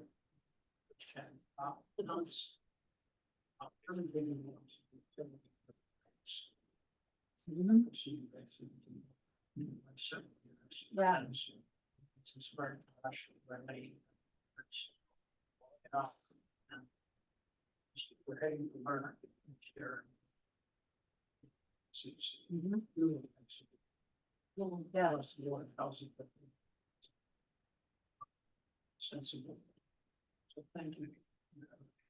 I will. Yeah, she's digging into that and one particular concern that she has is gonna drive increases is the siting of data centers in the city. So she has a couple bills. One is the sustainable data centers bill that requires like transparency and accountability on energy use and water use and sets deadlines by which they have to be all renewable powered. And then the second one is for energy excise tax bill on data center, specifically cryptocurrencies, and this is where it's at work. And it like adds to their rate so that the cost of what they're doing doesn't get spread to us. Hey, Ron. So thank you so much. I'm Ron Deutsch, previously drove policy. I think I met you when you were working for Assemblymember Lifton a long time ago. I think so. Yeah. That's right. Totally. Thank you for reminding me. That's all right. I just had a question. You know, it doesn't look like there's going to be a special session of the legislature before January, when they reconvene. The legislature did provide the governor with the ability to, fill budget gaps up to $2 billion. And, you know, we are on the precipice of, you know, we're already seeing, the kind of the snap cuts, coming home to roost. And also, you know, as of the first of the year, a lot of people will be thrown off of healthcare. So I'm just wondering, are assembly members, looking to put pressure on the governor, to utilize? I mean, we are also sitting on $29 billion in reserve funds. So we have a lot of money here in New York that we've been saving for a rainy day, and It's looking pretty rainy. sure looks pretty rainy, yeah. Yeah. So Yeah, I'm just absolutely. wondering if the assembly member and other assembly members are, you know, talking about pushing the governor to backfill some of these cuts now, until they get into session in January and can start figuring out how best to raise the revenue and plug the hole. I am not hearing that. As you can see, Anna is in favor of doing what we need to do to take care of people. The critique of using rainy day funds is that it's a one-time thing. So her focus is how can we make the overall tax structure more equitable, because this is not just this year, right? It's like, Right. I think we'll know more what the conversations are in early December when they go for the Democratic Assembly Majority Retreat in Albany in the first week. And have a better sense. But it's unfortunate, the governor with her powers, her flex is, oh, I think I'll cut things, rather than, oh, we actually have some money, we can take care of it. I'd like to add that we were joined by Ozzy online or Aussie online. Do you have a question for the Assembly Member's office? I noticed you'd unmute it. No, I don't have a question at the moment. Thank you. Okay. Thank you. I don't know, do I? We have time. Yeah, no, we're yeah, you have a little bit of time. We're gonna take a break right after this for refreshments Oh, and sorry. the refreshers. So, no, you're fine, you're fine. So I needed it sooner. Gotcha. point on the increasing taxes, just in general, also Peter, we were working small, group with that same day, Right. in March. And we're talking about stuff, transfer, tax rebate, people on the left like to say, well, Rich threatens they're gonna leave, and they're gonna take financial mortgages down in Texas, where they're not gonna tax anybody in their violence incentives. And then you have people on the right who say, sorry, that's what people on the right say, yeah, and people on the left are like, oh no, they're bluffing, they're like, you have 100 billionaires who live here. Are there any actual like studies and analysis that has been done? Yes, and the people on the left are right. Yeah. That's great, I'm very glad to hear. And I can, correct, Yeah. contact us, I can get you that. Yeah, that'd be good. And this is something for the whole group too, but this, I know this might be larger scale, but I just wanted to ask if there's been any discussions or anything around economic secession amongst the states to a financial soft secession, and if there's anything that's been happening there, discussions, because I think it's one of our biggest leverages and tools as a nation that we need to be talking about and forming. Same answer as the one to Ron. I haven't heard that. I might know more, and I might have more of those kinds of conversations in the first week of December when she's physically together with all of her colleagues again. I mean, I'm familiar with what you're talking about, and that other states are talking about that. It would make a certain amount of sense, given the ratio of dollars from New York State to DC versus what we get back. I think we More like give 24, 1.25, give $1.25 on the dollar. Yeah, blue states contribute 60%, right? Yeah. That's- Yeah, talk about affirmative action. So I'll pass that question on to Anna. If I may just pick up on this string, so. The Fiscal Policy Institute has released a pretty convincing study that shows that which people are not going to migrate That's the one. because of Yes. some modest increase in their taxes. But that's not to be confused with the stock transfer tax, where one of the opponents are saying that if you put a small tax on stocks, that's going to push stock exchange to go to like Texas. And Phil Steck is excellent on this, Assemblyman Phil Steck. He has every argument to show that that is absolutely not what's going to happen. But for some reason, the stock transfer tax really does not get widespread support, including from the left, frankly. And so we need to kind of push through on that. Okay, thanks for highlighting that, appreciate it. Yeah. I will look for what's that happening. Sure. The assembly member has been fantastic on revenue raisers, tax equity. So please extend our appreciation. Yeah, absolutely. I will. Yeah. Thank you. Thanks, everybody. We take challenging questions too, so. Thank you so much, Margaret. Thank you for coming. Thanks. Okay, so we're gonna take about a 10-minute break, a breather. Restrooms are down the hall and to the left. You'll see a big sign for restrooms.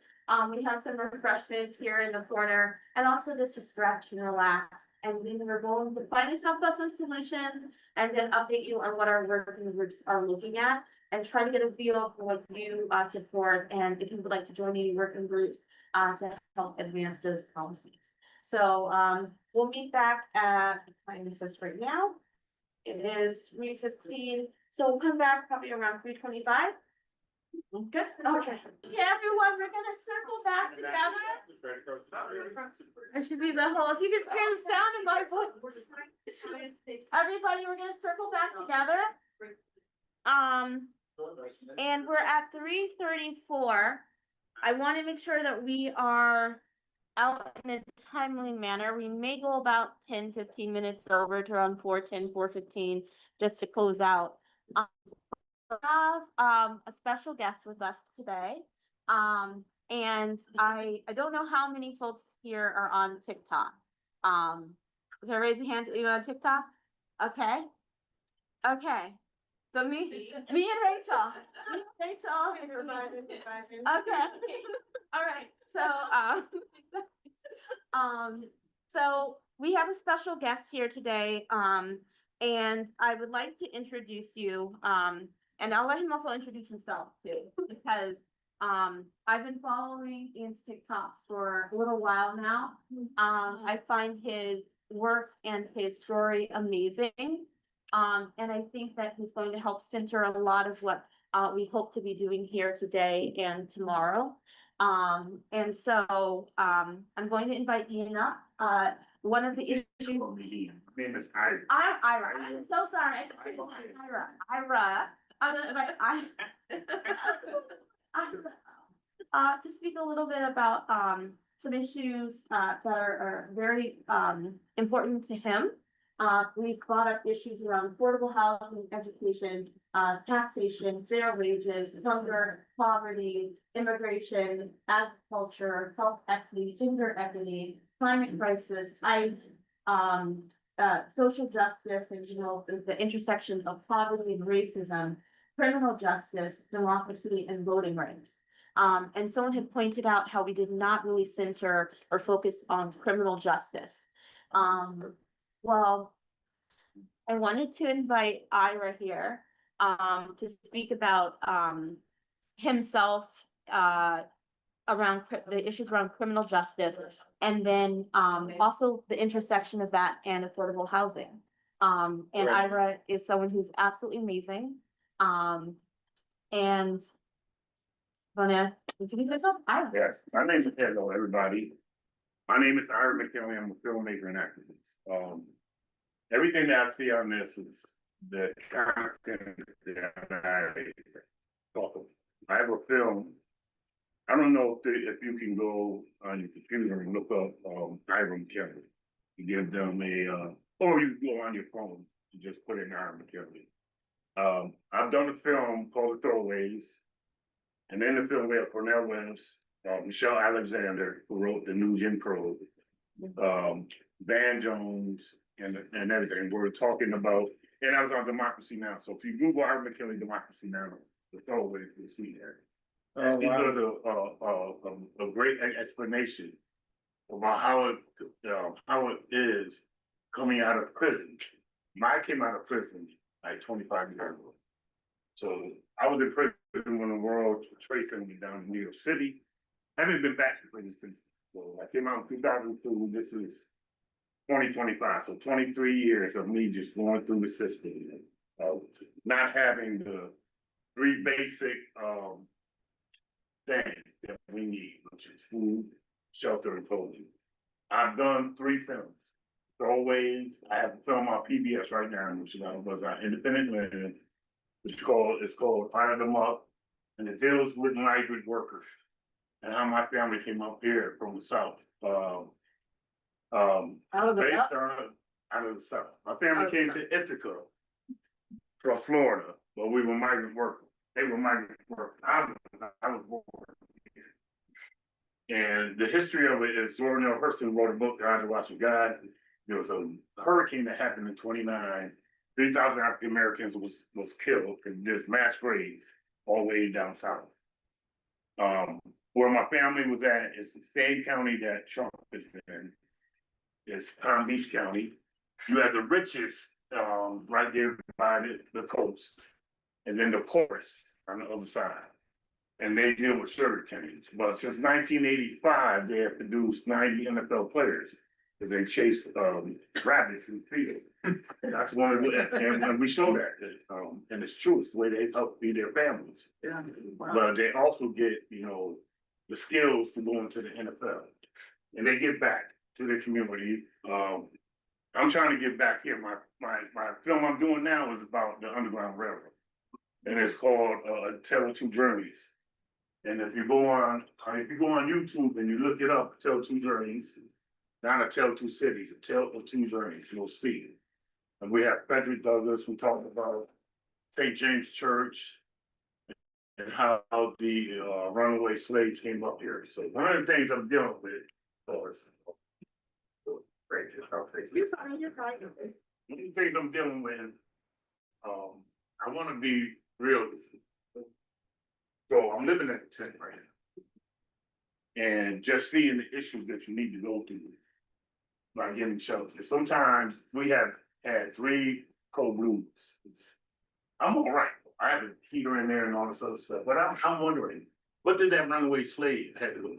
Living in a farm with no heat or shelter, staying there, if somebody gave them. That's all right in the summertime, but if you came up here during this time, some of them frozen. No wonder they wanted to run away. Harriet Tubman wasn't happy. So the process of my film I'm doing now it's called, how do we come to this time with Trump? How do these people survive? So, well, I basically look at the Civil War, Harriet Tubman. So I focus on Ithaca, Auburn, Rochester, Seneca Falls, Women's Movement, and Mark Twain. And, some of my funding has got cut because it seems that Trump did. So now it's like me just going through the motions. I had to get the job, so I'm coming off work. That's why I am. That's why you see me bending down, 'cause I'm 61 years old. I ain't no spring chicken, you know what I'm saying? But you know, you gotta do what you gotta do. Saying, and people are like, why don't you come out to tent? Why don't you do this? Why don't you do that? And I'm like, what resources are there for those like me?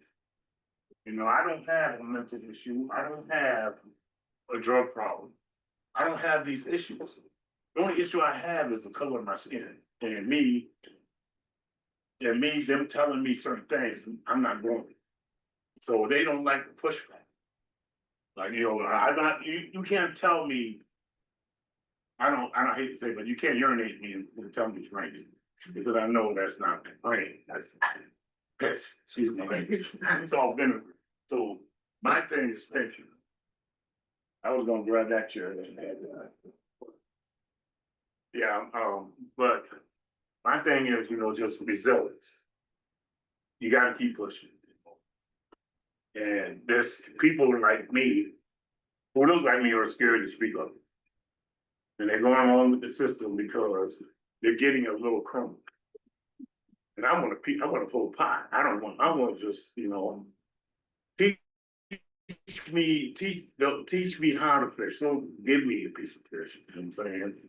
And that's what they're accepting. And I can't accept that. Part of my story, my father was shot and killed when I was 14 years old. And then I got beat up 10 years later, coming out of the Air Force, you know. And even though I'm a vet, even though I've had these skills, even though I've been a PBS, I still have to, they still want me to, you know, I should be teaching film up at IC. That's a film school. But I'm pushing the broke, you know what I'm saying? Anything that's gonna get me over it, you know. My MacBook went down because of the weather. I have to raise money to get it fixed because I have my software that I edit with in cameras, you know, and the rent here is outrageous. So a lot of the things that you guys have been talking about is a lot of things I'm doing. You know, I'm healthy though, you know what I'm saying? Health equity. I'm a VA. I'm a veteran, but the VA, I used to be in Albany, I could go to the VA right there. But now I gotta go all the way to Syracuse. You know what I'm saying? We have a little clinic here, so you gotta keep healthy. You gotta keep it moving, you gotta eat right, you know, you gotta sacrifice these things. So everything that you guys are talking about, you know, the criminal justice, the voting rights, education, you know, I see them just striking all these things away. And it reminds me that how they used to do the slaves, and they want them to learn how to read. They want them to, you know, giving them like the worst parts of a pig that we made delicious meals with. You know what I'm saying? Is that the feet? That's the feet, that's the chitlins, that's everything that they gave. And we, you know, they have, you know what hog head cheese is, right? That's all the different parts of the pig. That's the ears, the tails, the snout, all that. And so when you go down south, that's a delicacy. Eat it with some crackers. You know what I'm saying? A lot of people won't do it. You know what I'm saying? So, but this is how my family was raised up. I was also raised up learning how to go to 4-H, Boy Scouts, all this stuff. We had a community. Everybody had a deep freezer. People shared. They're bringing all that up because they want corporations to get all this money. But nobody shares their food anymore. Nobody has a garden. We all were doing that back in the day. And there was a community. You know, it takes a village to raise a child. It takes a village to raise ourselves. And that's what they're losing. And I think that's what the corporate thing is. And I heard somebody mention Project 2025.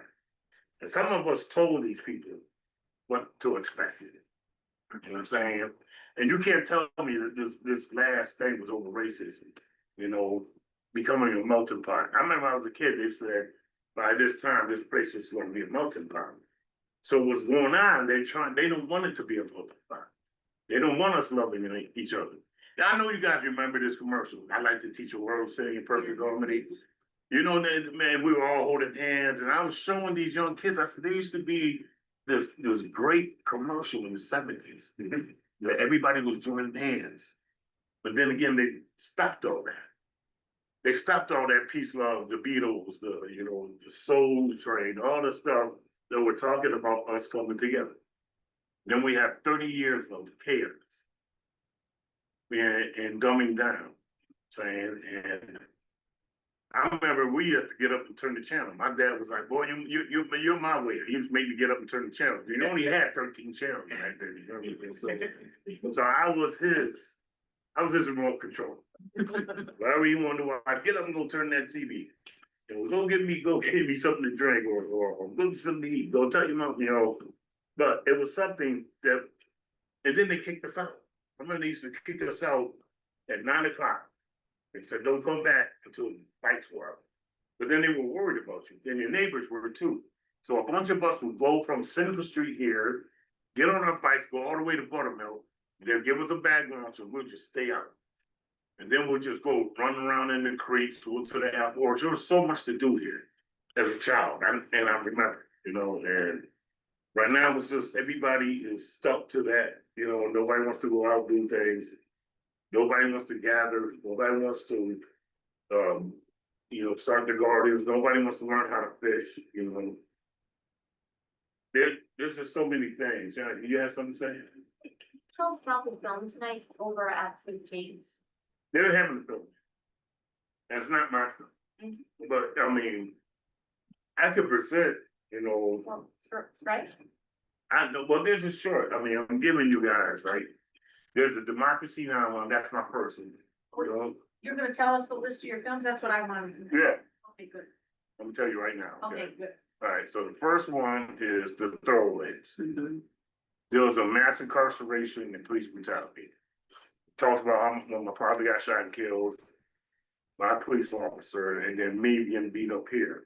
And I think that was in 1989. So that's how far back that is. And how it matches with Michael Brown and all that. So that was made almost 19 years ago.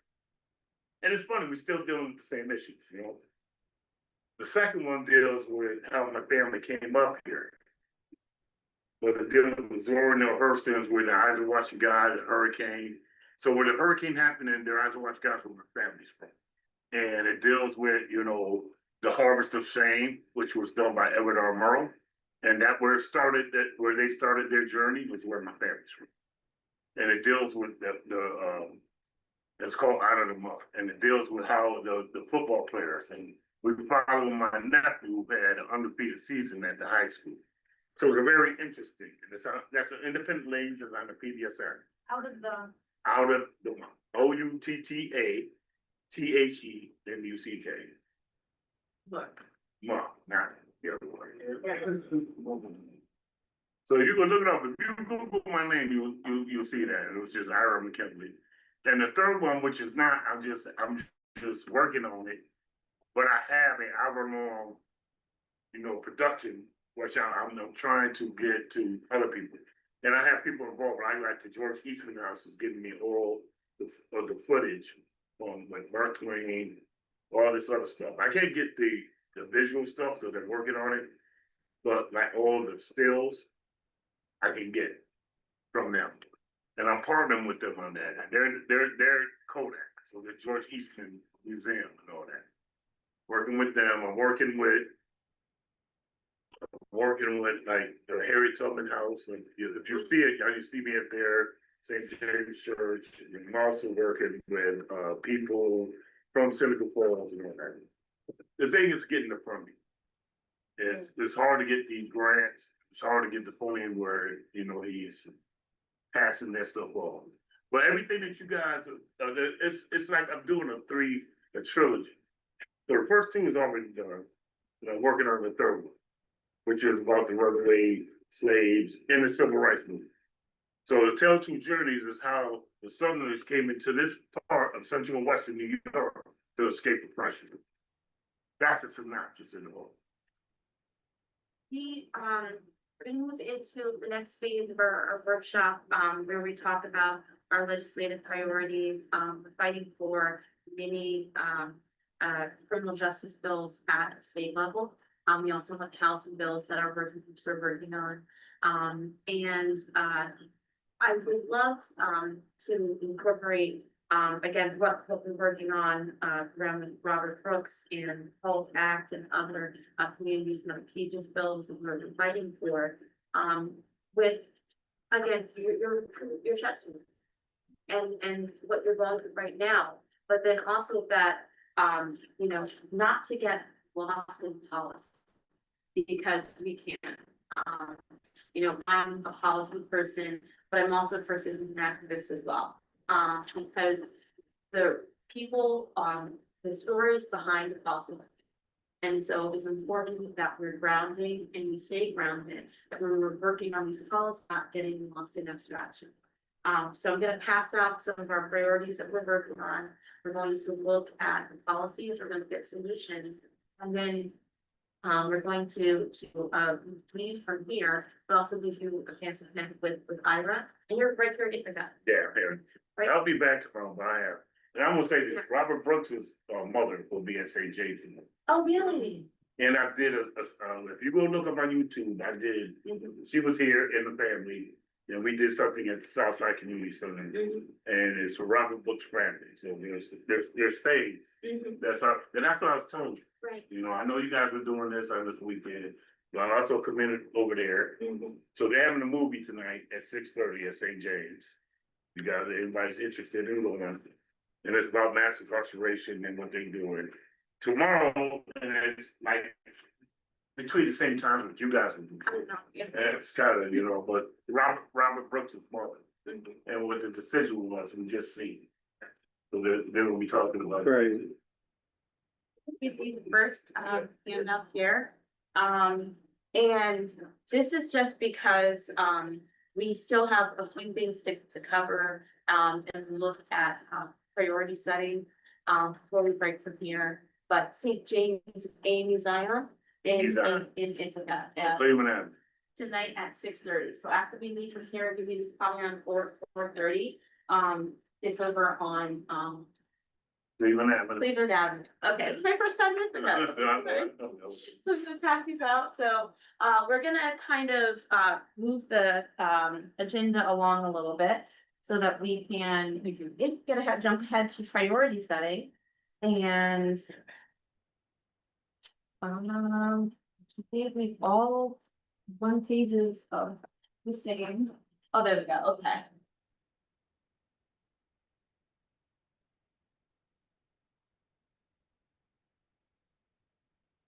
So I think it's fitting that the first policies that we go in to discuss are these different? yeah, they're just a few pages. Oh, I didn't get that one. Okay, I And mean, then so you're taking this one and then but that's the same. I just did, you gave me 2 of the same thing. thank you so much. I need the top one. Okay. Raise the age. How many? Just 2 Two pages. You've got the set. I just want to. There you go. And then give you that. What's your last name again? McKinney. Thank you. IRA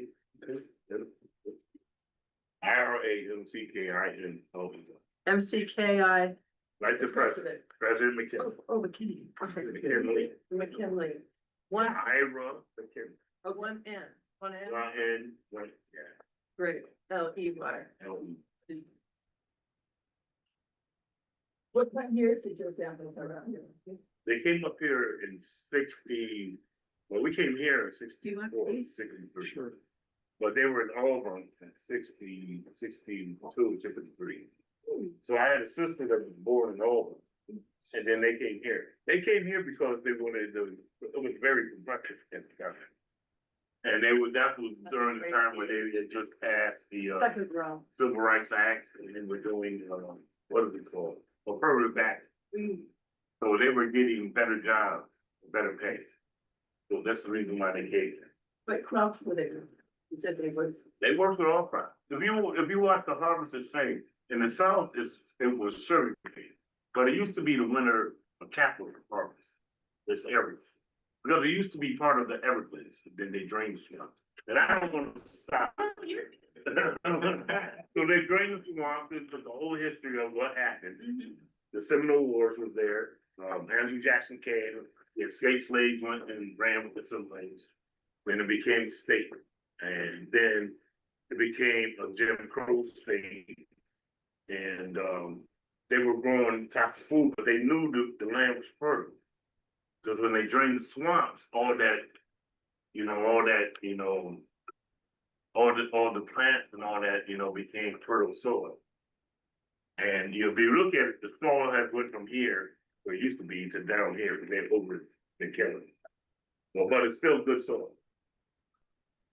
So why don't we hit the top here? So So I see you put housing up on solutions, so why don't we I start did with put housing up on solutions, but I was going to stay in the focus of criminal justice. I just put that there for a reminder that we just moved through.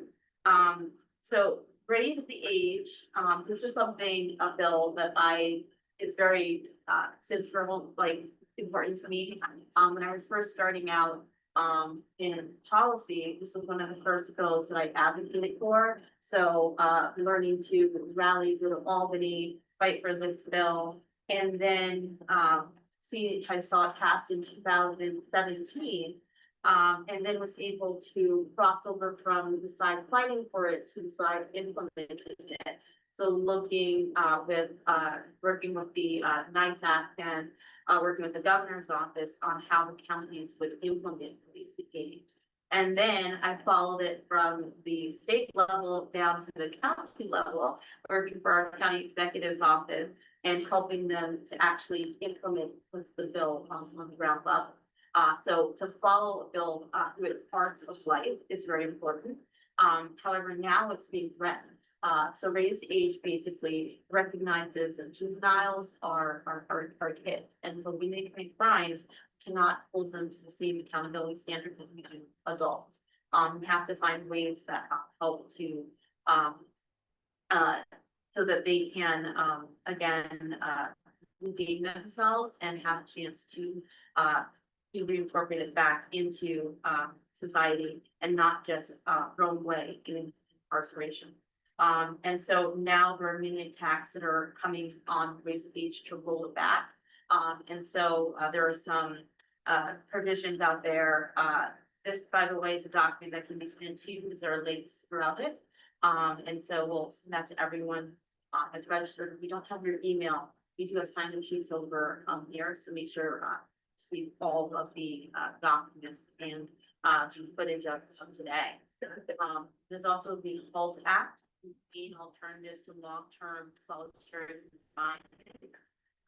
That act was passed, it's likely to be, it's being challenged. You've seen what happened with those prison strikes and what's happening around that. So proposals to change the limitation of the use of solitary confinement. A lot of people are challenging that. So we're looking at, again, making sure that those doesn't happen. Also trying to make sure that the governor signs the criminal justice omnibus bill that was passed last June. As part of that is the Robert Brooks, it's a Robert Brooks omnibus bill, and also communities in our pages. There were many bills that were part of the omnibus. So I don't really want to go through each and every single one of these, but you do have the handout and you can read through them. But those are really the top three priorities that the criminal justice reform, the criminal justice committee is looking. So that's just a brief overview for housing. I did have a presentation, but I'm gonna just speak about that here. For housing justice, we're looking at we're looking at it in 3 tiers. Preventing displacement, encouraging people to stay in their homes, encouraging the creation of affordable housing, and preserving the current housing stock. So we look at bills in all 3 of those categories. In the first category, we have housing preservation. And so looking at bills that maintain housing stock within different communities. In housing creation, we have the Faith-Based Affordable Housing Act. That act basically says that faith-based communities can utilize their property to develop for affordable housing. And basically, it can streamline the process, the zoning process. A lot of communities that are basically tied up with red tape when they're trying to develop. And that prevents them from actually having to being able to develop and utilize their properties. And that bill was introduced 2 years ago. And it has failed to pass. Last year it was introduced in the One House bill for the Senate, but it did not pass into for the Assembly. And the reason for that is because of something called home rule in New York State. In many communities, basically there's an Indian out there and they don't want to build affordable housing. So there was a lot of pushback from communities where the bill would not even really apply. And it didn't really make it that far. However, if this bill were to pass, it would create about 80,000 units of housing throughout New York State. And also we're looking at the REST Act right now, which is on in terms of anti-displacement, so looking at increasing, expanding rent stabilization into upstate New York. There are several bills that are out there. Again, I could do the presentation, but I just want to mention those top 3 right now. So that we're able to kind of get a feel for what the housing working group is looking at. And I know that economic justice is looking at some priorities. No.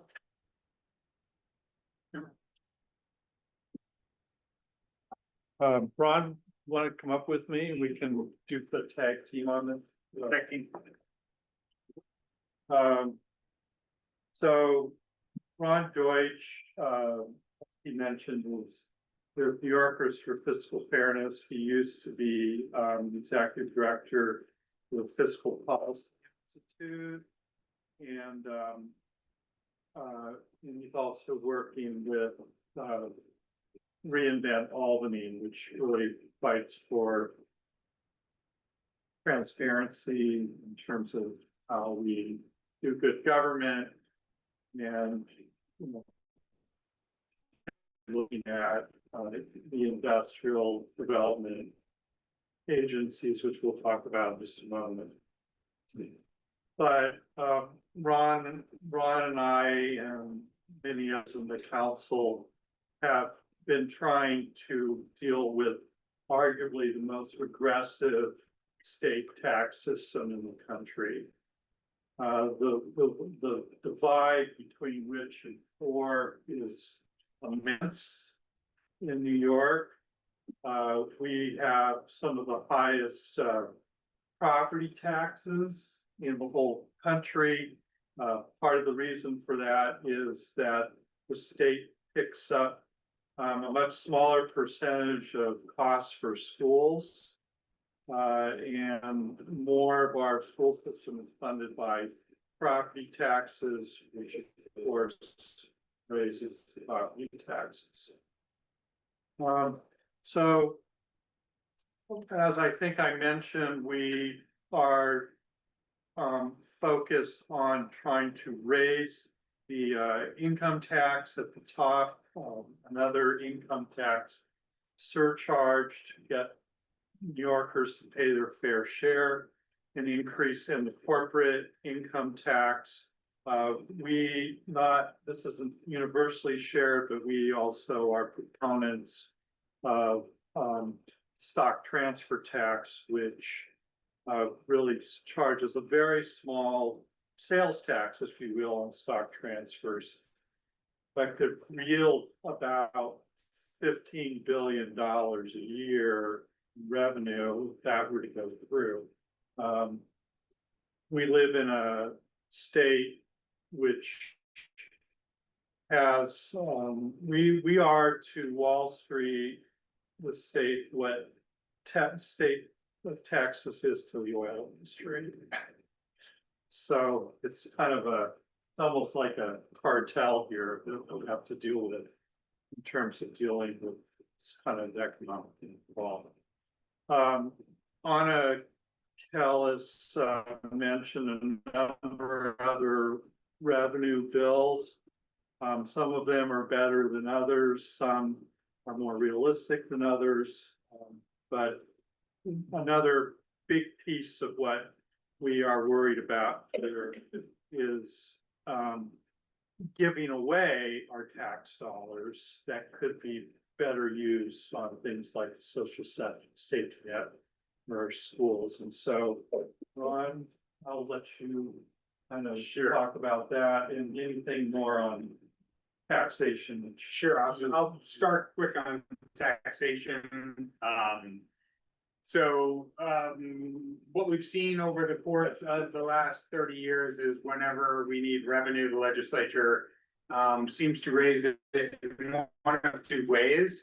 One is increasing personal income tax on those at the top. We have kind of a messed up tax structure right now, but we have some very high tax brackets. For instance, our highest rate kicks in at 25 million and above.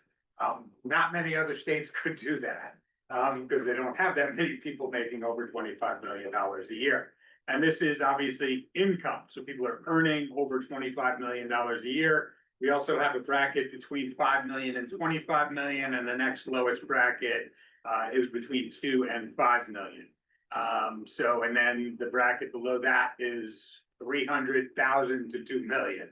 So quite a big difference there as well. But John, as you pointed out, the first thing that everybody says when we talk about raising taxes on the wealthy is that they will flee. They're going to go to Florida, they're going to go to Texas, but my friends at the Fiscal Policy Institute have done a great deal of work on this issue. And what are they finding? They're finding that people who are leaving the state at the highest rate are people making between $30,000 and $60,000 a year. It's not the millionaires. In fact, we've seen a tremendous surge in the number of millionaires in New York State, even while we have put these surcharges in place. So, you know, kind of a don't cry for me Argentina situation here. But, you know, the folks at the very top are doing exceptionally well. And when they do leave, you know, they end up leaving. They're not fleeing just to Florida, right?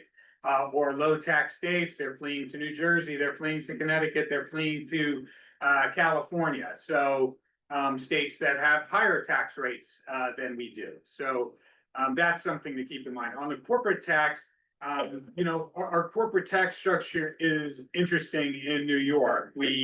We are proposing an increase in the top corporate tax rate in New York, but only about 5% of businesses would be impacted by this because most businesses are structured as LLCs or S corps, and they don't pay the corporate tax, right? They pay based on the income tax. So there's a tax now called the pass-through entity tax in New York State that people end up paying instead of the corporate tax. So we were looking at ways that we could reconfigure that, especially for, you know, a lot of law firms and hedge funds and private equity firms structure themselves as LLCs. So getting at revenue from those companies that are doing exceptionally well and currently not paying their fair share is another approach to that. So what I would say then is we're also focused on economic development, right? New York State spends about $11 billion a year on state and local economic development initiatives. At the federal level, at the state level, we spend about $5 billion, and the local level, we're spending about $6 billion. You know, we have things like the film tax credit in New York, where we're spending about $1 billion a year subsidizing film production in New York State. So we pay about 35% of the production costs for qualified productions. I'm sure you're not getting that, Ira. Thank you. No, yeah, not get it. So, the reality is we spend a lot on economic, in the name of economic development, in the name of job creation.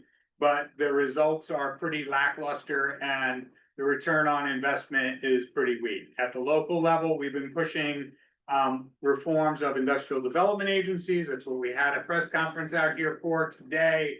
Looking at revenue that's would otherwise be going to our schools. That is not right now. We're looking at making some changes to the structure of IDAs, requesting that maybe school board members or union members be allowed to be on those boards or be required to be on those boards.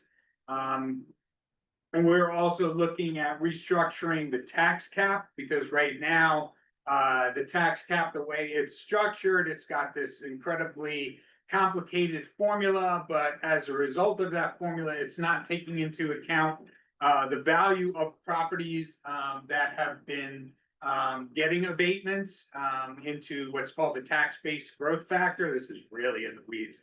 I'm gonna stop talking about this now. But the reality is it's causing problems like negative tax caps in some areas. So schools are bound by this 2% property tax cap that they can't exceed. If they want to exceed it, they have to get a 60% supermajority to vote in favor of overriding the cap, which can be very difficult, but it also gives the minority of voters greater say over the school budget itself when trying to increase school funding. So, but we are also far too reliant, as Peter talked about, on property taxes to fund our schools. And we think the state should step up to make sure that we can actually look at lowering property taxes, right? Because that is the one tax people love to hate, right? Because you get that bill and it's a big bill and you got to pay it once or twice a year. So that's always problematic. And we can fix these issues. We have the solutions. We just need the political will to make some of these things happen. Yes. When you tax the owners of property, then if they rent their apartment or their house, then that increases the rent on the people that are renting, right, on the renters, which then either puts them out of the housing. So it's all this vicious circle then. Yeah, it is. And, I mean, you also have a lot of people who, and companies, quite frankly, who are gobbling up properties like private equity firms. Yeah. And then renting or Airbnb-ing those properties, which is driving up rents in communities. I mean, Ithaca is an expensive place to live at this point in time. So, I live in Saratoga, or I live on the outskirts of Saratoga, but Saratoga, it's got the third greatest income inequality of any county in New York State. I'm not sure where Tompkins falls, but I'm pretty sure it's probably in the top 10 of counties in New York State. So there's a lot we can do, and Peter's always working. Where does your opposition come from? I mean. Where does our opposition come from? It comes from the Real Estate Board of New York State. It comes from the New York State Economic Development Council. It comes from the Business Council of New York State. It comes from the financial securities industries. So rich people want to stay super rich. But my point to them generally is if we increase your top marginal rate, let's say you make over $5 million and we want to increase your rate by 1% or 0.5%, when all is said and done, you're still going to be really rich. So, I don't see it as something that's going to change their lifestyle in any way or affect how they live. They're still going to buy multiple homes. They're still going to go on vacations. They're still going to do all those things that they're doing now. And I think Mike Bloomberg said it very well. I used to have a poster that blew up in my office, but he basically said, he spends his time talking to other rich people all the time, and, basically they've told them they're not moving as a result of a, 0.5% or 1% increase in their overall tax rate. They want to live in, by and large, millionaires are living in New York City, right? We have the most billionaires of any place in the world living in New York City. It's kind of a status symbol for many. Even the folks that have moved away are still making their millions in New York City and therefore have to pay state income tax.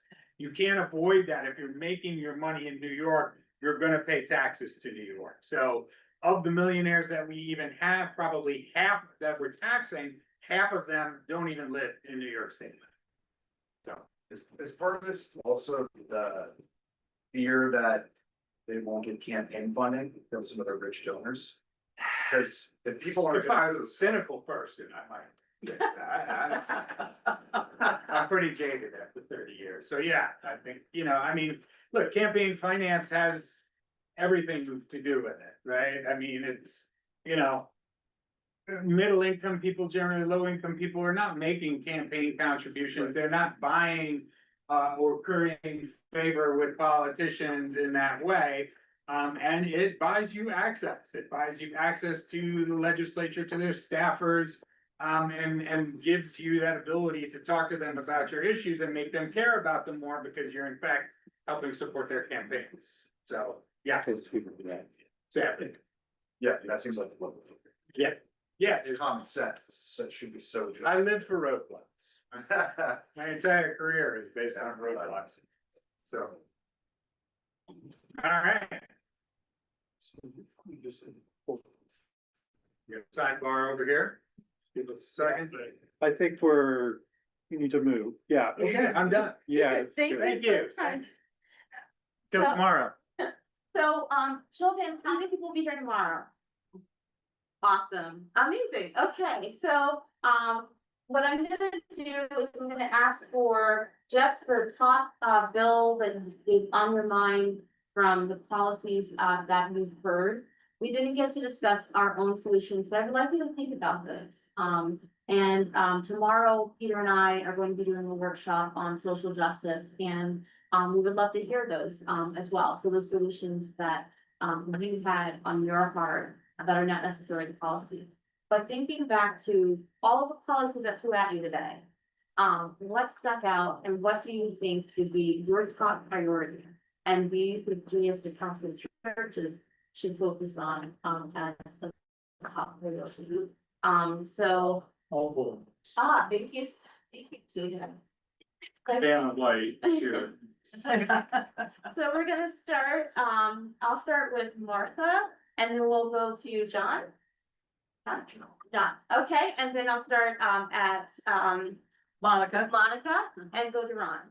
I think that rhymes, y'all, okay, that rhymes. Okay, I'm overwhelmed, so I really don't know what to say. I have more questions than I have answers. okay. Yeah, I don't know. No, Go to the next person. Okay. Tell us one thing that just particularly sticks in your head. That I'm Yeah. overwhelmed. I mean, it's just, I don't know. So you came in today and you said your top priorities were, affordable housing, criminal justice, and will you the one who talk about the Greenway and? I'm talking about great waters for preservation of the watershed and the Great Lakes. Mhm. Okay. So I heard But Mark, money, I mean, this taxation, of course, is the last thing you just talked about. I mean, that sounds pretty important. I think that if I had to pick anything from all of it, I would pick the taxation. okay. I mean, doesn't it seem to be at the bottom of it? I mean, when we do advocacy days, we often start with the revenue and the taxation because it affects everything else. So you know, can I in say, terms of the social safety net, yeah. so I would like to throw one thing out to, maybe it's gonna come tomorrow, I don't know, but, I'm having a real struggle with this feeling of being overwhelmed and what do you want congregations to do with this? I mean, I go back to a congregation, I Yeah. take things back to a congregation. So I also have members of my congregation who are in a group that are trying to figure out how they can advocate in the times that we're in. Right. So we're hearing all of this information. I feel like I have to quit my job and join this. You know, I mean, it's Right. just like, oh. So tomorrow we're gonna do a workshop on how to sort through all that with your congregation, but if I could just give you 3 top lines for going back to your church. Number 1 is, listen carefully to, ask your parishioners that question, like, what is the thing that you're struggling with the most? Personally struggling, I can't find housing, I'm in a nursing home, and I'm going bankrupt, or, start there. And then the second is to, encourage parishioners to get networked, to get onto mailing lists and information, to be in touch with their legislators, get on their legislative, notices. Number 3 is invite your legislators to church, and invite them to church. And then number 4 is, out of all that, pick one issue. Don't pick everything. Pick one issue and live into that, and have not just you live into it, but have some parishioners come along with you. And what we try to say is that will lead to everything else. Okay, so you don't have to tackle everything. And then, I would just say, bring your parishioners to our advocacy days. And we tape everything. This will be taped online. Have them listen in. Those would be a few ideas. So anyway. Thank you. Yeah. And, Martha. Also, Martha. Yeah, a little bit of your sense, but do you remember in the 80s, there was like a slogan, USA out of Central America or something? USA out of New York. Like, what can we do about really not cooperating with ICE, and that this seems. That seems big. It seems like a big thing to push back against the authoritarian urge right now in this country, and that seems like something where we could actually make a dent. Mhm. And then I would say probably the New York Act. To top things, I mean, they're all important. Yeah. They're all important, but I feel like housing, in some sense, we can try to maybe attack some of those things locally, but I'm trying to think, what are the things that we really need statewide? Help. Okay. Yeah. Healthcare. Yeah, healthcare, yeah, okay. I think they do like gay there, they said follow the money, and I really believe, I think money's doing well evil, but. It's very, I think it's the material and things, actual resources, they're not there, a lot of these things are never gonna happen. Yeah. Right. So I would think, to pick up that 15 billion with the stock transfer tax, and then you want to have to send a cent on it. Might also slow down the gambling, which is sort of what the stock market is on some level, although there's the, yeah. Yeah, cut down on transactions. Well, Yeah. particularly if you are using the Transaction fund. stock market to gamble, like with hedge funds, at least every transaction that you're making while you're making your gambling bets, the state gets money. Anyway. I mean, I agree with all, so definitely taxing. The stock transfer tax seems like the lowest hanging fruit, especially with everything that's happening right now in terms of messaging. And I feel like we come up with some really good guilt tripping there. Like, also, isn't Trump withholding funds that he owes us that he paid into the federal government? Is he withholding taxes that are Stop. states because he's going after his enemies on every level? Like, I know that he threatened to withdraw a bunch of federal money from New York City, and then he reversed himself. But it's under the big, beautiful, or disaster, ugly bill, or whatever that is. There's never like either. You know, I mean, he definitely extracted a lot of money, but I don't know, Ron, maybe we could look into that. Yep. What he's really withholding. And New York helped out, I mean, and I. But are we, is this what you already have on the docket? This year, we Nice. gave you a palette, and we're just kind of So curious to hear what sticks. we started with the problems. We were supposed to do our own solutions, and then now we're on policies. So the way it works is people come, they say, these are all the problems that are out there, and these are the solutions that we would like to see. And some of that need to be reflected in these policies, some that may not be reflected in the policy. So looking at the non-cooperation with ICE, that's reflected in some policies, but there are different levels to that in terms of like individuals. And in Kingston, where I'm from, I feel very blessed.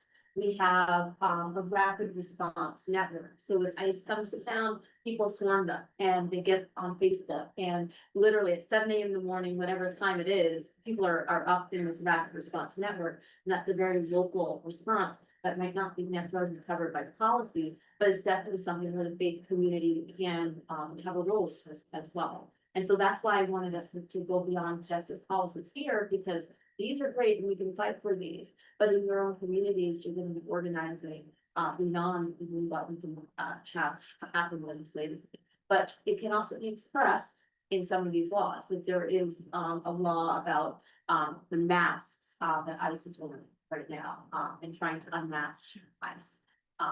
And there's a suite of immigration bills, New York for all, tax representation, and also, the stuff about, the jails. How we move on that, so. So we have Rachel and then Tom. As I still vote ISIS. My community, maybe the New York State policy. So I hear the local part, but the local part, they're gonna sort of work. So there's Right. like protecting them, where's the money? Right, it's trying to the minutes. There, I mean, Which county was that? so that's why like that's, Yeah, where's the money coming from? It needs to be something with the policy against that.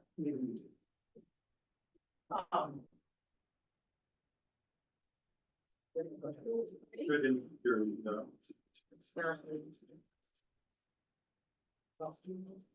Since I know that that's like behind, but like it's yours. Minute just should make some good. We just heard about that $11 million included in, and that is totally dropped in the bucket. And I'm not gonna belabor, but I was at a bid recently with a friend of mine's who was saying how the regional food banks are already running out of money. And that was before these able-bodied adult working. Yeah. And they haven't even given out. so what I would say is there are 2 food programs in New York that maybe, if you're lucky, it's a total 120 million. And they never raise the amount, they sometimes cut it, and it's just a spit in the bucket. It's just maddening that the state won't significantly increase that, and you combine that with the cuts of the SNAP. It's just cruelty all over.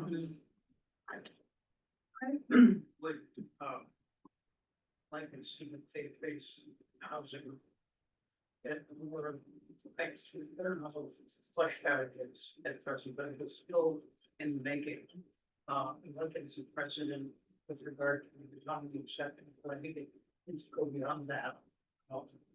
So that it effectively gets funding and, pretend that 20% might be a food sources. Real working when it's not.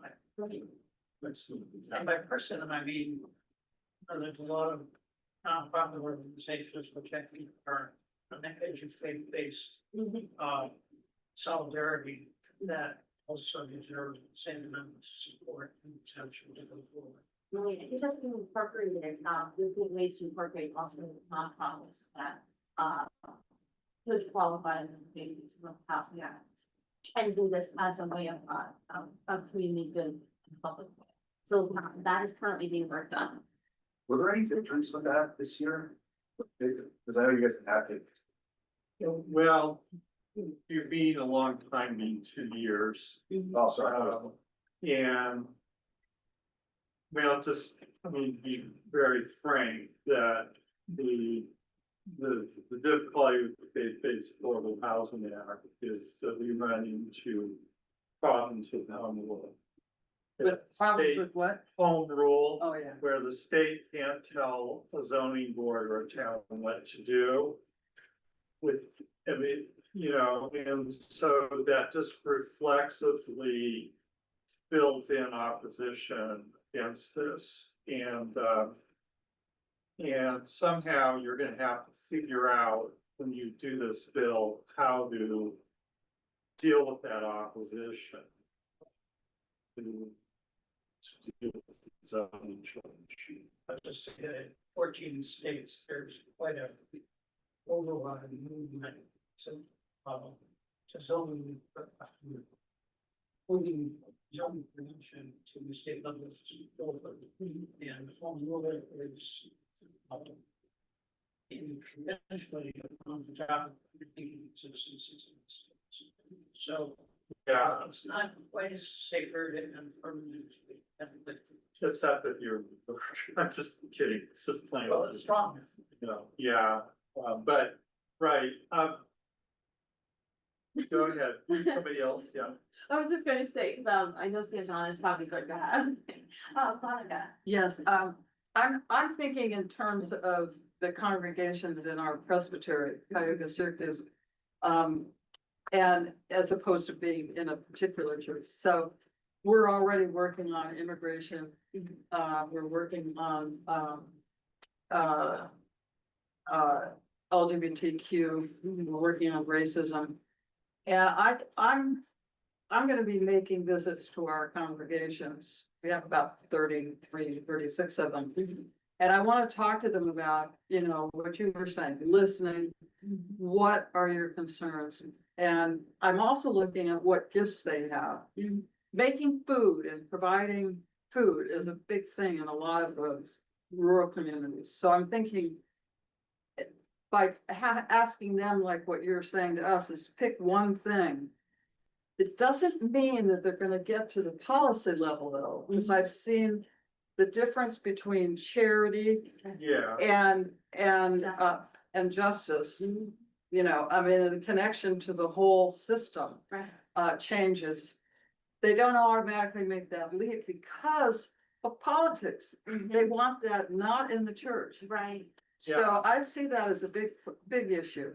So if I could just clarify about the one issue. Yeah, I'm not talking about the one charity that your church can do. yeah, I'm talking about if you have a charity, what are the next steps? So if yeah, your food pantry is the charity. Yes. Where people are bringing those donations, mhm, you have to ask the policy question. How much money is allocated in the state budget for food insecurity? How much money is going into SNAP and the rules that go with that?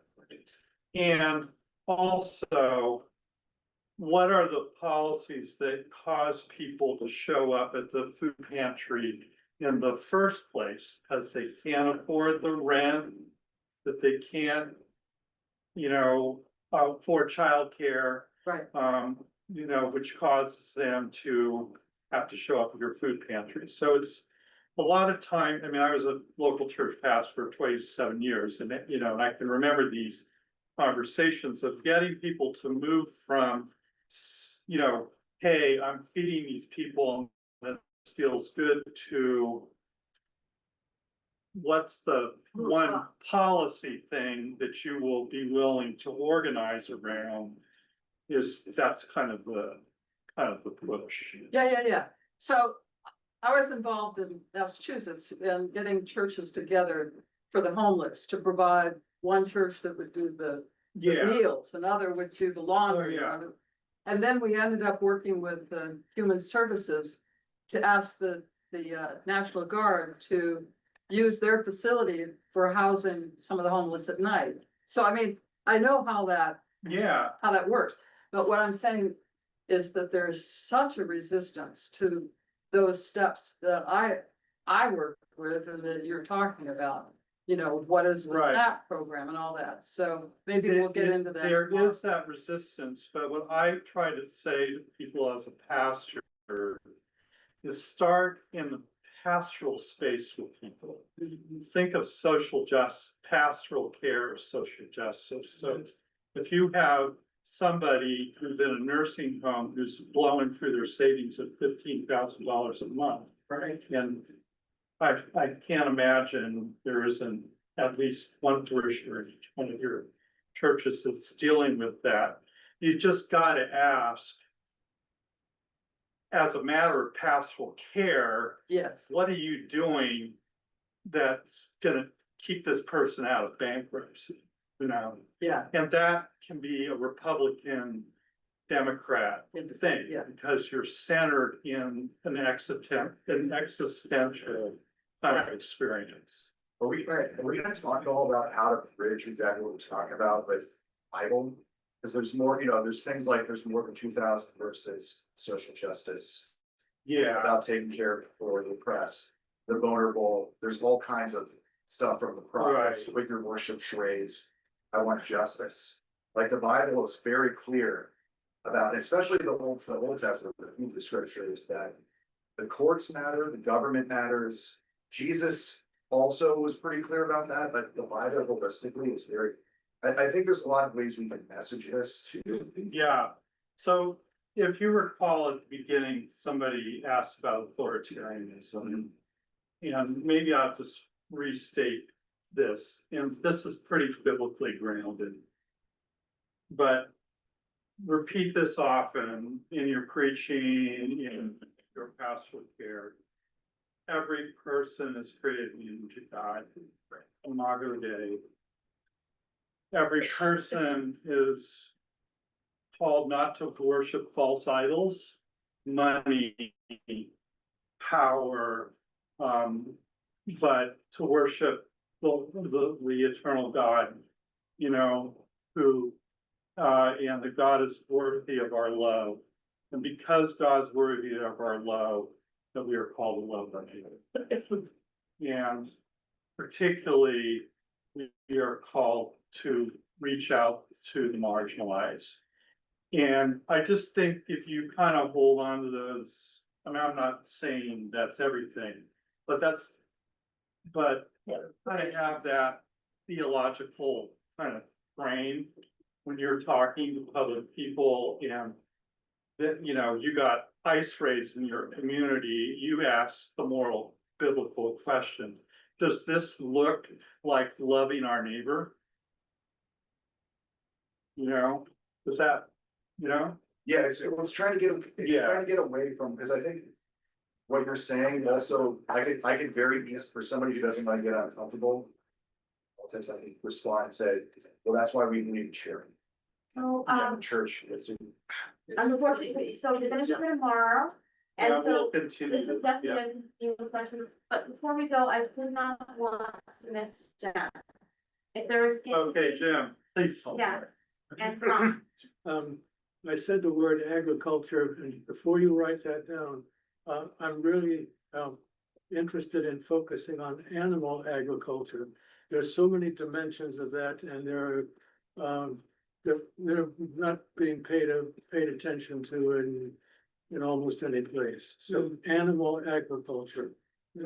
Okay. yeah. All right, so tomorrow, we'll be back here at the church.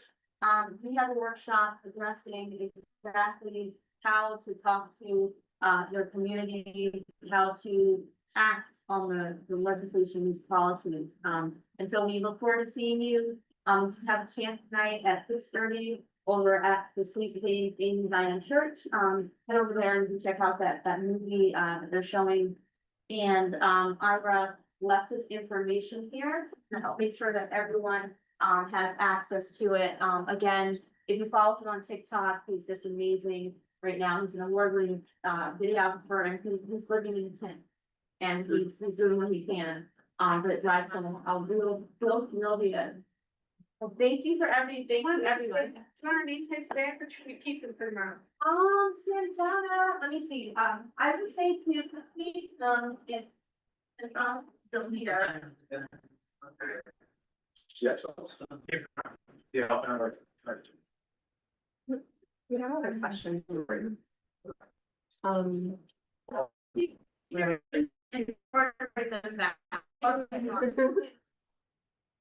I'm gonna have a call. Okay. Shut everything off.